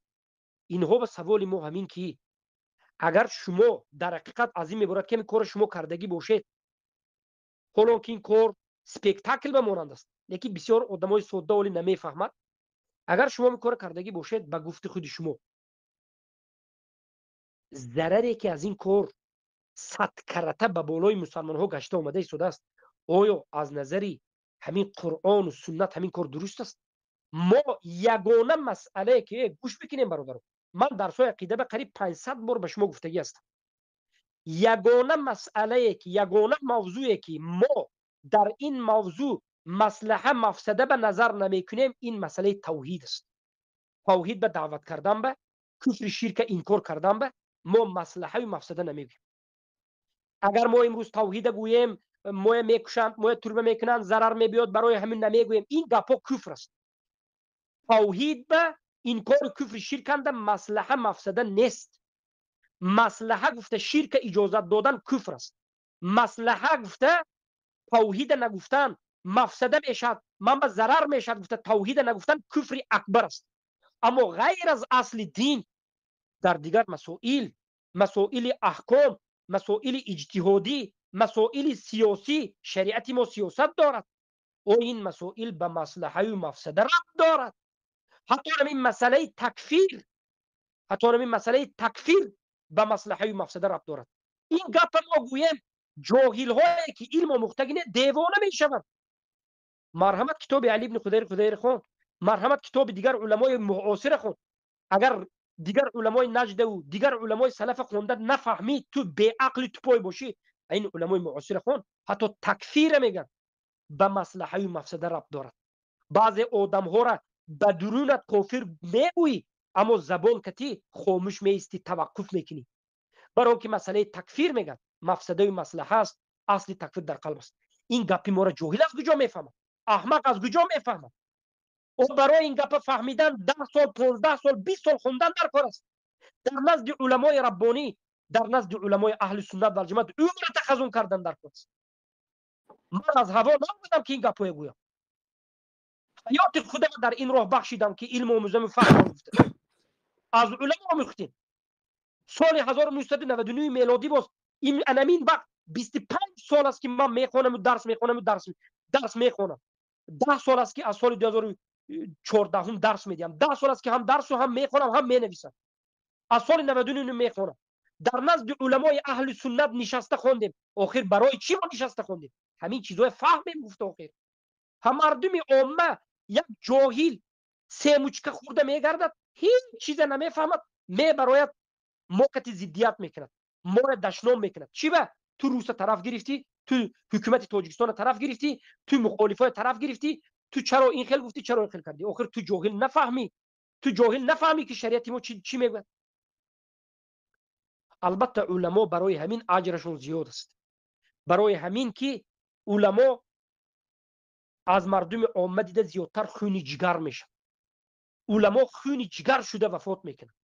با مانند امام بخاری خون جگر شده و وفات کرده بود. ابن جریر طبری خون جگر شده و وفات کرده بود. ابو حنیفه خون جگر شده و وفات کرده بود. احمد ابن حنبل خون جگر شده و وفات کرده بود رحمه الله. ابن تیمیه در زمانش در درون ترمه خون جگر شده و وفات کرد. ابن ابی العز حنفی خون جگر شده به ازن فرزند وفات کرد. ابن القیم الجوزی خون جگر شده و وفات کرد. بسیار علما خون جگر شده و وفات کردند. امروز صدها علمای اهل سنت است در درون ترمه خون جگر شده وفات میکند. اما شما مردم عامه بیخبر هستید، نمیفهمید، نمیخونید، پروا ندارید، فقط به گپای بیهوده مشغول هستید. برای همین ما میگیم که مردم فتنه را بس کنید، طالب علم کتی همراه باشید، علما کتی همراه باشید. وقتی که طالب علم یک سخن گفت در اساس حدیث و قرآن گفت، در اساس سخن علما گفت، لیکن تو به معقول نشد، صبر کن، طاقت کن، به فتنه داخل نشو. آخر این طالب علم حدیث متفق علیه گفت، اجماع را گفت، با چی گوید دیگر؟ غیر از قرآن و سنت و اجماع دیگر یکون چیزی میگفتگی است؟ با چی گوید با دیگر؟ در این حالت به تو شیطان میوید، فتنه میکند. مبارزه حق و باطل وزنین است، شیطان کمینگاه دارد. در این حالت سمعنا و اطعنا گو، به قرآن و سنت صبور باش، صبر کن، دعا کن که از فتنه بیرون شوی. وگرنه اگر بی‌پروانه ولا این طرف اون طرف روی گمراه میشی، صدها نفر دیگر گمراه میکنی به خودت. ای مردم، این بسیار مردمی که به ما حاضر گپ زده ایستاده است نمیفهمد که مصلحه مفسده به اصول دین ربط ندارد، اما دیگر مسائلی که به اصول دین ربط دارد همیشه به مصلحه و مفسده کار میکنه. مثلا عمر بن عبدالعزیز رحمه الله در زمان خودشون، نه فقط عمر بن عبدالعزیز، بعد از عمر بن عبدالعزیز هارون الرشید بگیم. هارون الرشید، من خطا کردم، عمر بن عبدالعزیز خطا کردم، معذرت خواهی میکنم. هارون الرشید و بعد از هارون الرشید بسیار حکومت‌های دولتی اموی، پیش از اموی و بعد از این عباسی، بخصوص عباسی، به دولت رومی ها پول میپرداختند، پول میدادند، پولای کلان، میلیون ها به امروزه دلار اگر نظر کنید میلیون ها دلار میدادند که میگفتند که ما به شما پول میتیم، موقت جنگ نکنید، دگوار میکند، صلح. نام این را چی میگفتند؟ هدنه.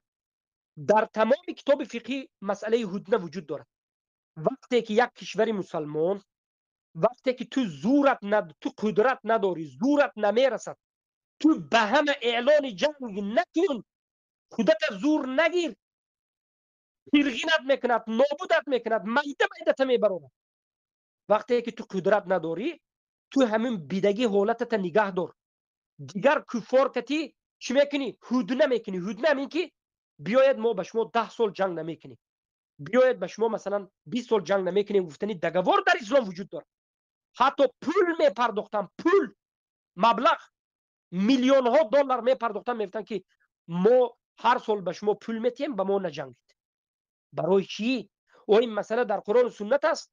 امروز 4-5 جاهل احمقی از کیم کجا قستگی میبرد، این سخنها رو ما گوییم، به ما میبرد میگه تو مرتد شدی، تو کافر شدی. اسلام سیاست و شرعی دارد. مردم ما، من 100% میگویم که مردم فارس از سیاست شرعی بیخبر است. بسیار برادرهای موحد ما از سیاست شرعی بیخبر هستند، از دولتداری بیخبر هستند، از حکومتداری بیخبر هستند، از مصلحه و مفسده بیخبر هستند. این جوهلا فقط همین غو و هیاهوی و غلاغله دارند. برای اینها فرق ندارد که چند صد مسلمان میمرد، چند صد مسلمان خونش میریزد، چی مصلحه است و چی مفسده است، فرق ندارد. اینها انمی خیلی جوانهایی که هست، اینها فقط سری امت میخورد. اگر ما مصلحه ندیده، مفسده ندیده، عاقبت ضرر ندیده، هر کار غلاغل کرده درست گفتن گیریم، عاقبت چی میشد؟ عاقبت کفار به بالای تو مسلط میشد. 100 سال دیگر با ملحدین به بالای سرت آمده فرزندت ملحد میکنه. خیلی که دولت ما امارت بخارا داشتیم، بله، تا سال 1918 تا سال 1920 یعنی میلادی، یعنی 100 سال پیش ما در بخارا پایتختش یعنی بخارا بود. نام حکومت خیلی نام بود، امارت بخارا. اگرچه کمی آخرای این امارت بخارا رسوا شده بود، لیکن بود بالاخره. علمای حقگونه بودند، اهل سنت 2-3 نفر میگفتگی نابود کردند. آدمهای عقیده دار که نبودند، بلشویکا اومد گرفت.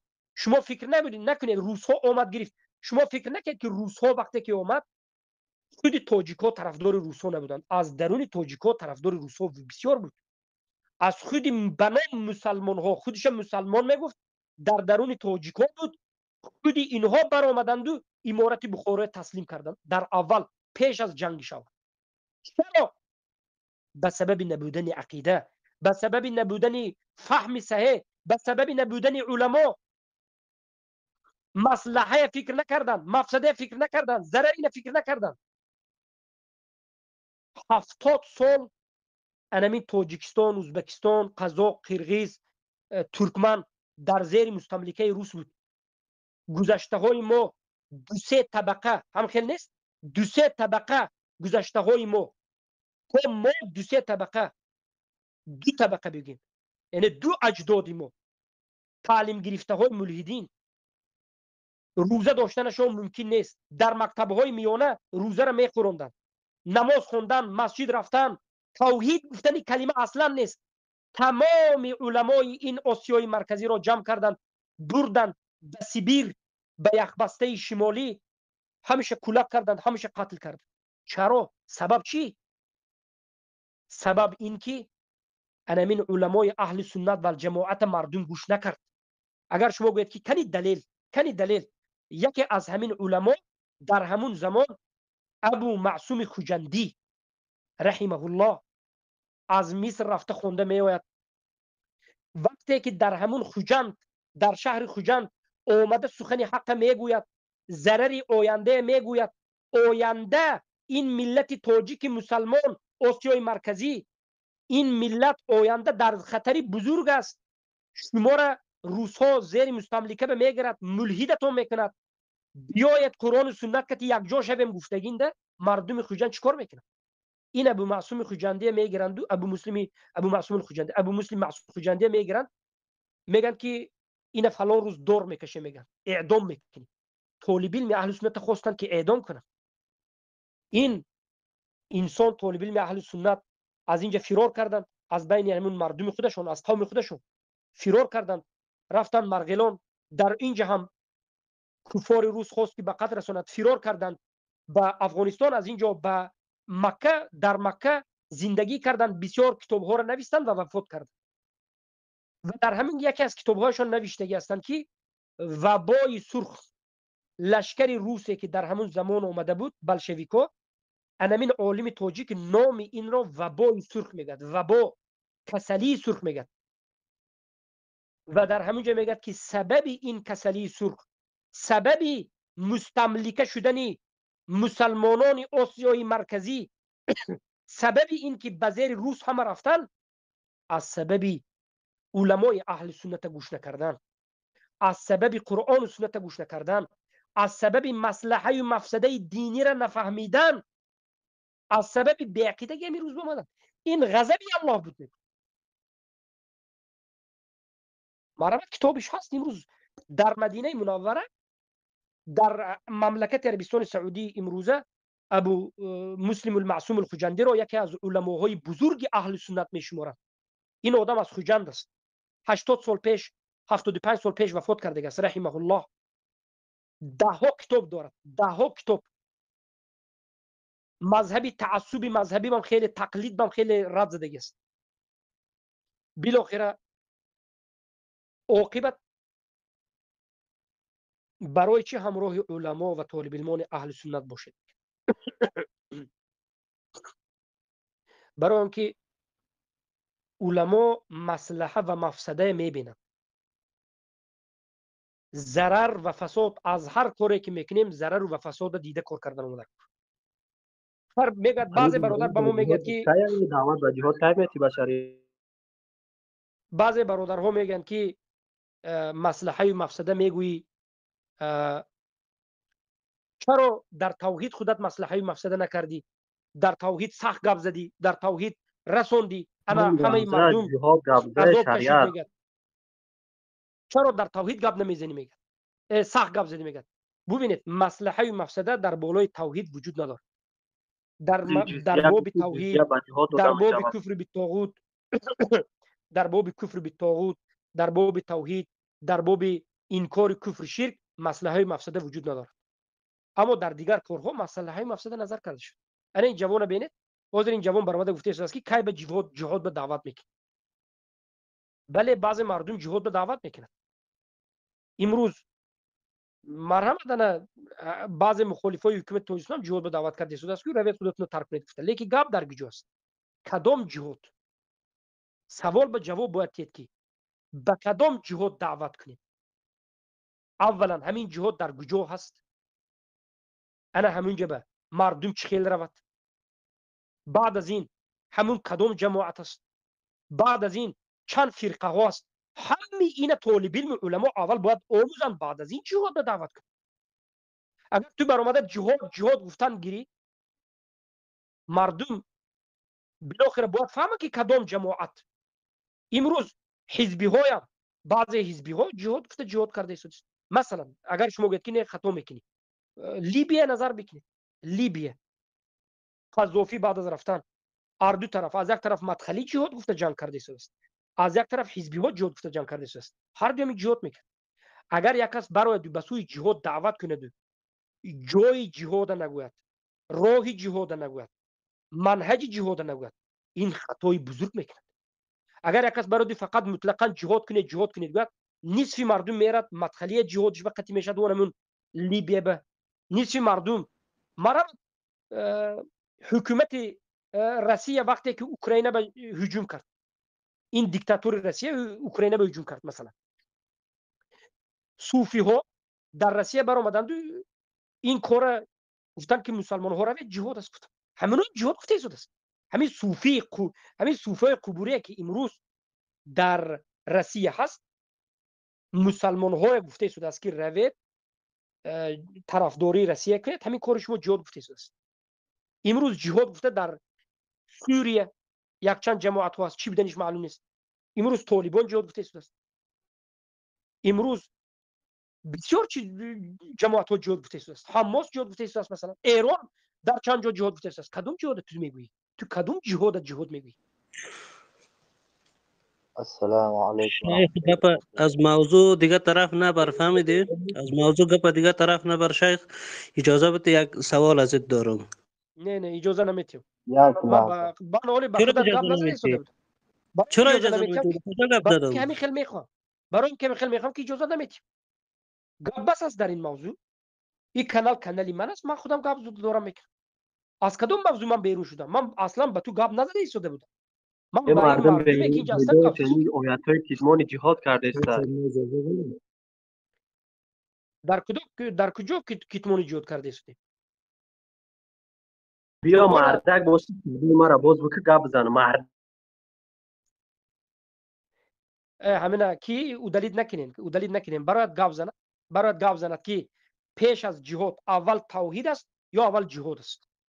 اگر گوید که اول توحید است، مرحمت توحید اسما و صفات به کمتر گپ زنه چی؟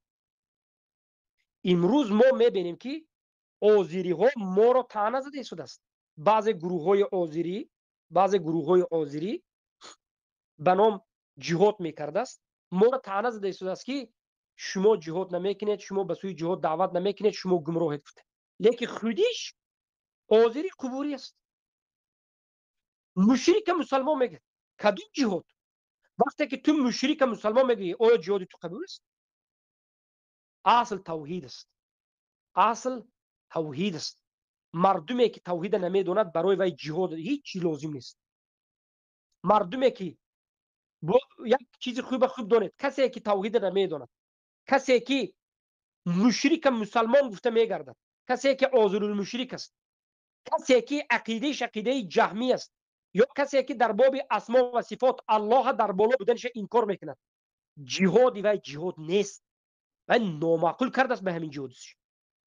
کسی که دموکراسی گفته می جنگد، کسی که عقیده این است که الله در بالا بودنش انکار میکند، صفات های الله انکار میکند، مشرک مسلمان میگه، برادر مسلمان میگه، این آدم جهاد گفته هزار بار گفتم نامعقول کرده است.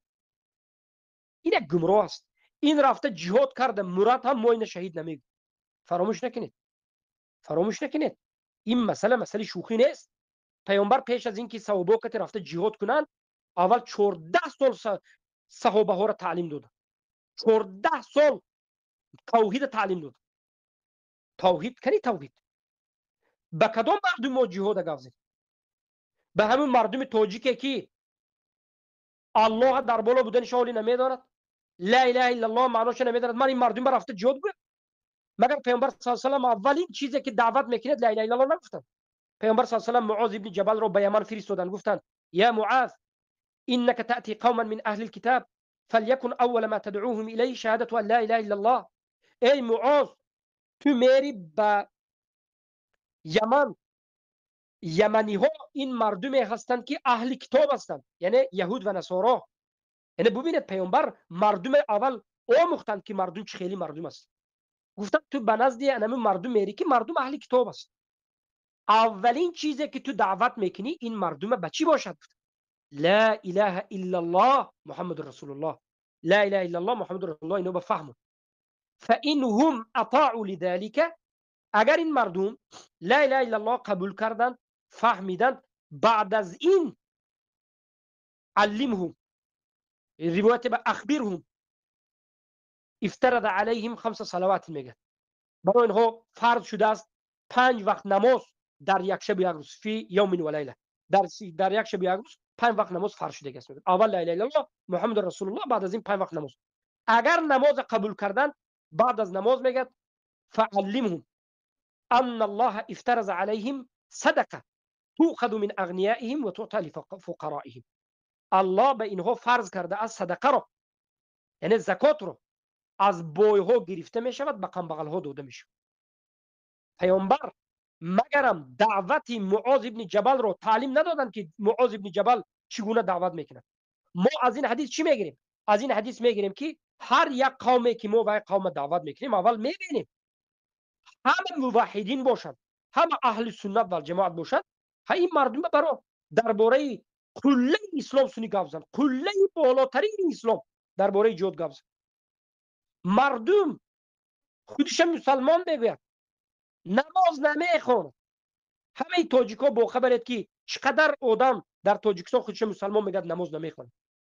مردم خودش مسلمان میگه عقیدهش در باب اسما و صفات این است که الله در بالای آسمان نیست، الله در همه جا است. عقیدهش این است که اهل سنت مجسمه هست. نیم زایدش قبوری صوفی غلات است. این نیم زایدی دیگرش از دینش روی گردانیدگی است. این مردم به رفته کدام به عقل درباره جهاد گپ میزنه؟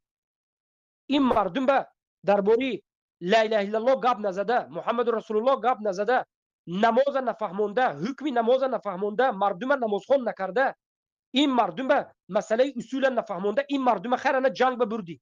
نصرت آیا از جانب الله است یا که نصرت از سبب مردم صفی توی زیاد شدنش است؟ والله تمام روی دنیا را جهاد به دعوت کن، لشکر کن، بر به نماز، به نماز، به عقیده، به عقیده، دموکراتی، علمانی، صوفی، رافضه، قبوری، اشعری، ماتریدی، این گمراه ها را بر لشکر کن. گوما 1 میلیون لشکر دارم. باور کن نصرت الله به تو نمی آید. مبنی وقتی کم به تار و مار و نابود میشه. برای چی؟ برای که نصرت الله همان وقت به مسلمان ها می آید که مسلمان ها عقیده داشته باشند، لشکر عقیده داشته باشند. الله سبحانه و تعالی وقتی که درباره جنگ بدر صحبت میکرد چی میگه؟ 1 بده صحبت میکرد. 1 بده 1 نفر میگه برابر 10 نفر.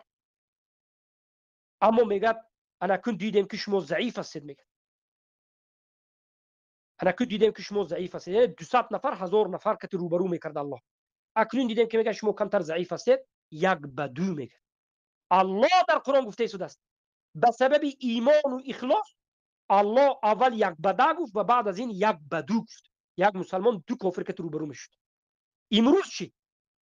وقتی که اشعری در صف تو باشد، ماتریدی در صف تو باشد، الله در بالا بودنش انکار کند، عقیده اهل سنت مجسمه گوید، تو را کافر گوید، تو این کتی جا که رفته جهاد میکنی؟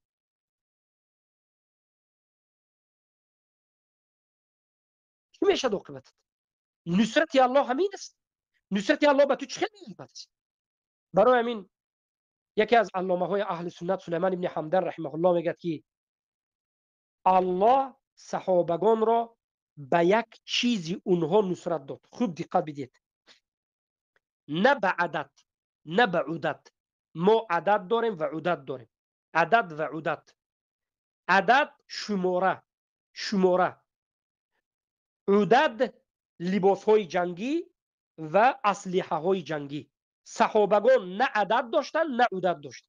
صحابگان از نظر عدد در همه جنگ ها از کفار مشرکین کم بودن بجز در یک جنگ هنین. یک جنگ هم بسیار 12000 نفر بودن، کمی خرسند بودن که قریب شکست خوردن. ببینید یک نفر در دیگر باقی مونده جنگ ها صحابه ها همیشه کم بودن. سبحان الله. یعنی عددشون همیشه کم بود.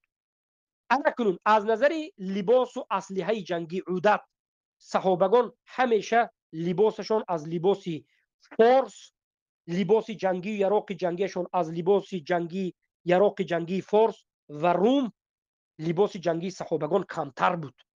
لباس های آهنین، شمشیر و این چیزاشون کم بود. فارس ها در جنگ فیل استفاده می بردن، شیر و پلنگ استفاده می بردن. لباس های خیلی جنگی پیشرفته داشتن. رومی ها همچنین لباس های جنگی و خیلی تاکتیکای 100 ساله و 1000 ساله داشتن. صحابگان، بعضی از صحابگان پای لوچ بودن. همین ایزاره که ما امروز چی میگیم، ایزار عربی پوشیدگی، کته پوشیدگی، در دستشون یک شمشیر، بسیاری اونها در بدنشون یگان لباسی آهنین نداشتن. عددشون 10,000 کمتر بود. جنگ معتر ببینید 400,000 نفر شکست دادن. یک عددی کم. 30,000 نفر 400,000 نفر. در روایت 200,000 نفر. 30,000 صحابه 400,000 یا 300,000. چرا؟ سوال چرا؟ عدد کم، لباس جنگیشون کم. برای اون که انا کن جای نقطه اساسی ببین. برای اون که صحابگان از جانب ایمانی الله را راضی کنانیده بودند. الله از فهم صحابگان، از ایمان صحابگان، از اعتقاد و عمل صحابگان، از اخلاص صحابگان راضی شده بود. از همه چیز مهمترین در دینداری صحابگان که الله از اون راضی شده بود و به خاطر همین نصرتشان داد، الولاء والبراء بود. الولاء والبراء بود. الولاء والبراء بود. تا روزی که مسلمان ها عقیده فهمیده در اساس عقیده الولاء والبراء نکنن، نصرت نمییابند. والله جماعتت 100,000 تشکیل کن، 1,000,000 تشکیل کن، 10,000,000 تشکیل کن، تمام یراقهای پیشرفته بگیر، اما تو عقیدتاً خوب نباشی، الولا و البراء در اساس عقیده، در اساس قرآن و سنت و فهم سلف این امت نباشد، بعد از 2-3 سال میبینی که با شکست خورده ای، با پراکنده ای، در بینت اختلاف است، کشاکش است. سببش چی است؟ سببش این است که شما در توحید یک دسته نیستید. واعتصموا بحبل الله جمیعا ولا تفرقوا. به نیستید شما در مسئله العذر بالجهل انیق نیستید. مثلا عذر المشرک شاید انیق نیستید، شاید اشعری، ماتریدی، انا همچنین جماعت ها را جهاد دعوت کردی، همه یک جای شدی، چی میشد آخری کار؟ آخری کارت چی میشد؟ آخری کارت رسوا میشد. برای همین برادر عزیز، البته شکست خوردن این معناش این نیست که هر کسی که شکست میخورد باطل است، نیست. اعوذ بالله. این سخنه کسی که میگه کافر میشه. پیامبر صلی الله علیه و سلم در جنگ احد ظاهرا اگر نظر بکنه شکست خوردن، بله یک چند مراتبه صحابگان در جنگ‌های بعد از این در بین خودشون اختلافات شد. اگر اختلاف بین خود به شکست نظر کنید، حضرت علی به معاویه، حضرت علی به خوارج و غیره. بعد از این مثلا دولت نجدی که محمد بن عبدالوهاب ساختن، 2 مراتبه زده به بخیرشش نابود کرد. شکست خوردن و نابود شدن این دلالت به گمراه شدن نیست، گمراه بودن نیست، اما نصرت یافتن و پایبند در نصرت ایستادن، این از اولش اساسش الولا و البرا است. اساسش الولا و البرا است برادر عزیز. و الولا و البرا به عقیده به وجود نمیاد، به توحید به وجود نمیاد. تو الولا و البرا در اساس چی میکنی؟ در اساس آیت قرآن، بله موالات میکنی، دوستی میکنی و دشمنی میکنی. الله کسی که در بالای آسمان گفت این برادری تو هست، دوستی میکنی. کسی که گفت که نه، الله در بالای آسمان نه، الله در همه جو. الله را کسی در بالای آسمان گوید این مجسمه بت پرست است، گفت کسی همین سخنه، آیا به او موالات کردن تو درست است؟ به او یک جا شدن درست است؟ یک کس میاد به صف تو عقیده علمانی داره، آزادیخواه علمانی، لیبرالی، دموکراتی داره، به این چخل پیش میری. یک کس هست در جماعت تو آذری است، مشرک مسلمان میگه. یک کس هست در جماعت تو رافضه های عامه، مردم عامه رافضه را برادر مسلمان میگه. تو چخل به این خیل مردم که یک جا میشی. انا کنون من به تو میگم که مردم تاجیکستان، این مردم تاجیکستان مگر همشون اهل سنت شده درجه بالای این مسائل میفهمیدگی شدن که قله بالاترین ما مسئله به دعوت کنیم؟ نه، مردم آخر مردم ولی نفهمیده شدن لا اله الا الله، نه لا اله الا الله فهمیده شدن. افغانستان که بسیاری مردم فکر میکرد که افغانستان 100 سال است که جنگ میکند، و ضد روس جنگ کرد، شکست داد، انگلیس شکست داد، امریکا شکست داد، این شکست داد و شکست داد، خندش زند همش شکست داد. لیکن یک بار افغانستان، علمای افغانستان، طالب علمان افغانستان یک بار سنجیده برآید که عقیده اهل سنت در کدام درجه است. عقیده صاف، عقیده اهل سنت که در اساس همون عقیده نصرت الله به شما میبیاید، در اساس همون عقیده شما خور و زور نمیشوید. یک بار علما و طالب علم سنجیده برآید که در این ولایت های افغانستان کدام عقیده منتشر است، کدام عقیده نصرت الله. آیا به قبوری شدن نصرت الله میاد؟ به رافضه شدن میاد؟ به علمانی شدن میاد؟ به حزبی شدن میاد؟ اگر نه بگوید به اشعری، به ماتریدی شدن میاد؟ نه باشد نظر بکنید که در افغانستان چقدر مردم اهل سنت و الجماعتی که قرآن و سنت را به فهم سلفین امت فهم چقدر است؟ وایمه نکنید، کم است، کم است.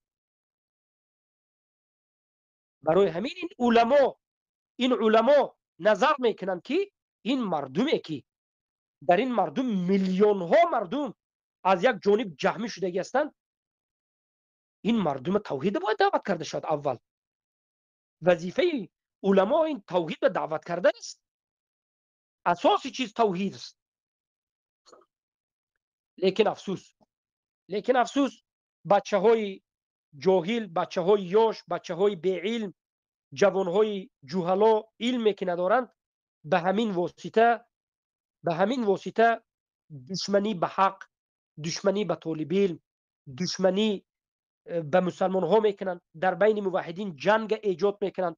از درس خواندن مسلمان ها مردم دور میکنند، اما خودشون بیخبرند.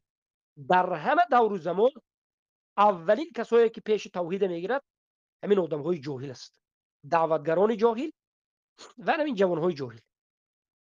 اگر همین جوهلا نباشه مردم زودتر میفهمند توحید. خیر است انشالله. با همین صحبت ما به پایان میرسانیم. من اصلا اینقدر زیاد صحبت کردن مقصدم نبود، خیلی زیاد صحبت کردم. این شبم قریب که روز شد. وقت عبادت است، وقتی ذکر است و دعا هست.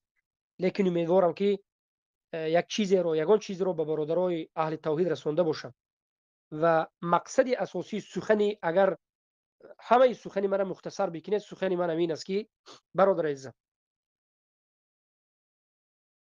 اشتباهکاری نکنید.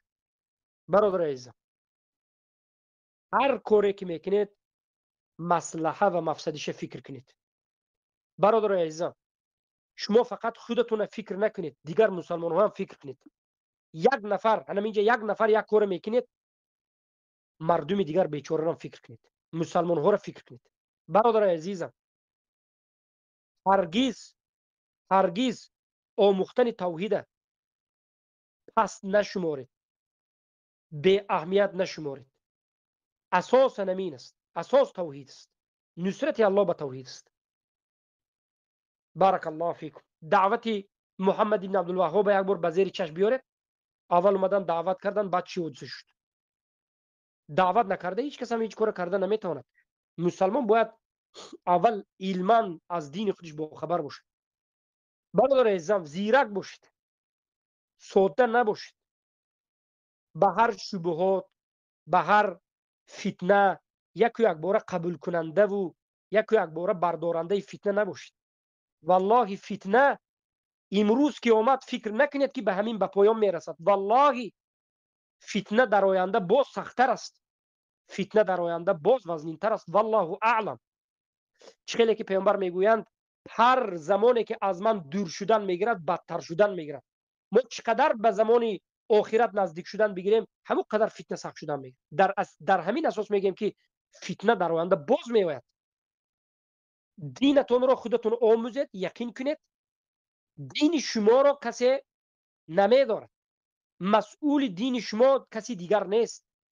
مسئول دین شما من نیستم.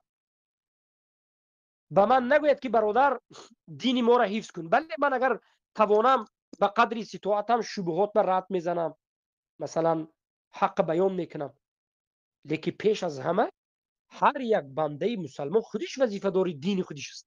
دین تو است، مسئولیت به گردن تو است. جنت تو پگر رفتن میخواهی، تو رضایی الله میخواهی. چرا به دینت بی‌پرواگی میکنی؟ چرا هر یک سخنی شبهات گوش میکنی؟ شما میگید که فتنه. بله در زمان پیامبر فتنه بود. برادرم پیامبر در زمانشون پیامبر طعنه زده بودن. زنی پیامبر فاحشه گفته اعوذ بالله طعنه زده بودن تا حاضر رافضه های کفار این گپ میگن. این فتنه ها بود میشد. برای همین ما پایبند در همه حالت پایبند به قرآن، سنت، فهم سلف این امت میستیم. و ما در مسائلی که اصول دین نیست، در دیگر مسائل سیاسی، مسائلی که به مقاصد و شریعت تعلق دارد، مسائل احکامی که اجتهادی سیاسی بر دارد، در این مسئله همیشه مصلحه و مفسده را نظر میکنیم. همیشه الله هیچ نوع میکنه شما رو. برادر عزیز، از این به بعد از این فتنه ها خودتون دور بگیرید. هر کسی که تکفیر میکند، هر کسی که رد میزند، هر کسی چیکار میکند. ما ان شاء الله در روز قیامت به الله سبحانه و تعالی وقتی که رفتیم روبرو شدیم بیان میکنیم که ما چی گفتیم، اینا چی گفت، مقصدی ما چی بود، مقصدی اینا چی بود. نمیخواد گپ. کسی میخواد همین است، نمیخواد السلام علیکم و رحمت الله و برکاته. کسی میخواد همین است و کسی نمیخواد. ما هیچ کس راضی کنندنی مقصد نداریم. هیچ کس راضی کنندنی نداریم بجز رضا کردن الله سبحانه و تعالی. بجز رضاگی الله سبحانه و تعالی دیگر رضاگی به ما راضی نیست.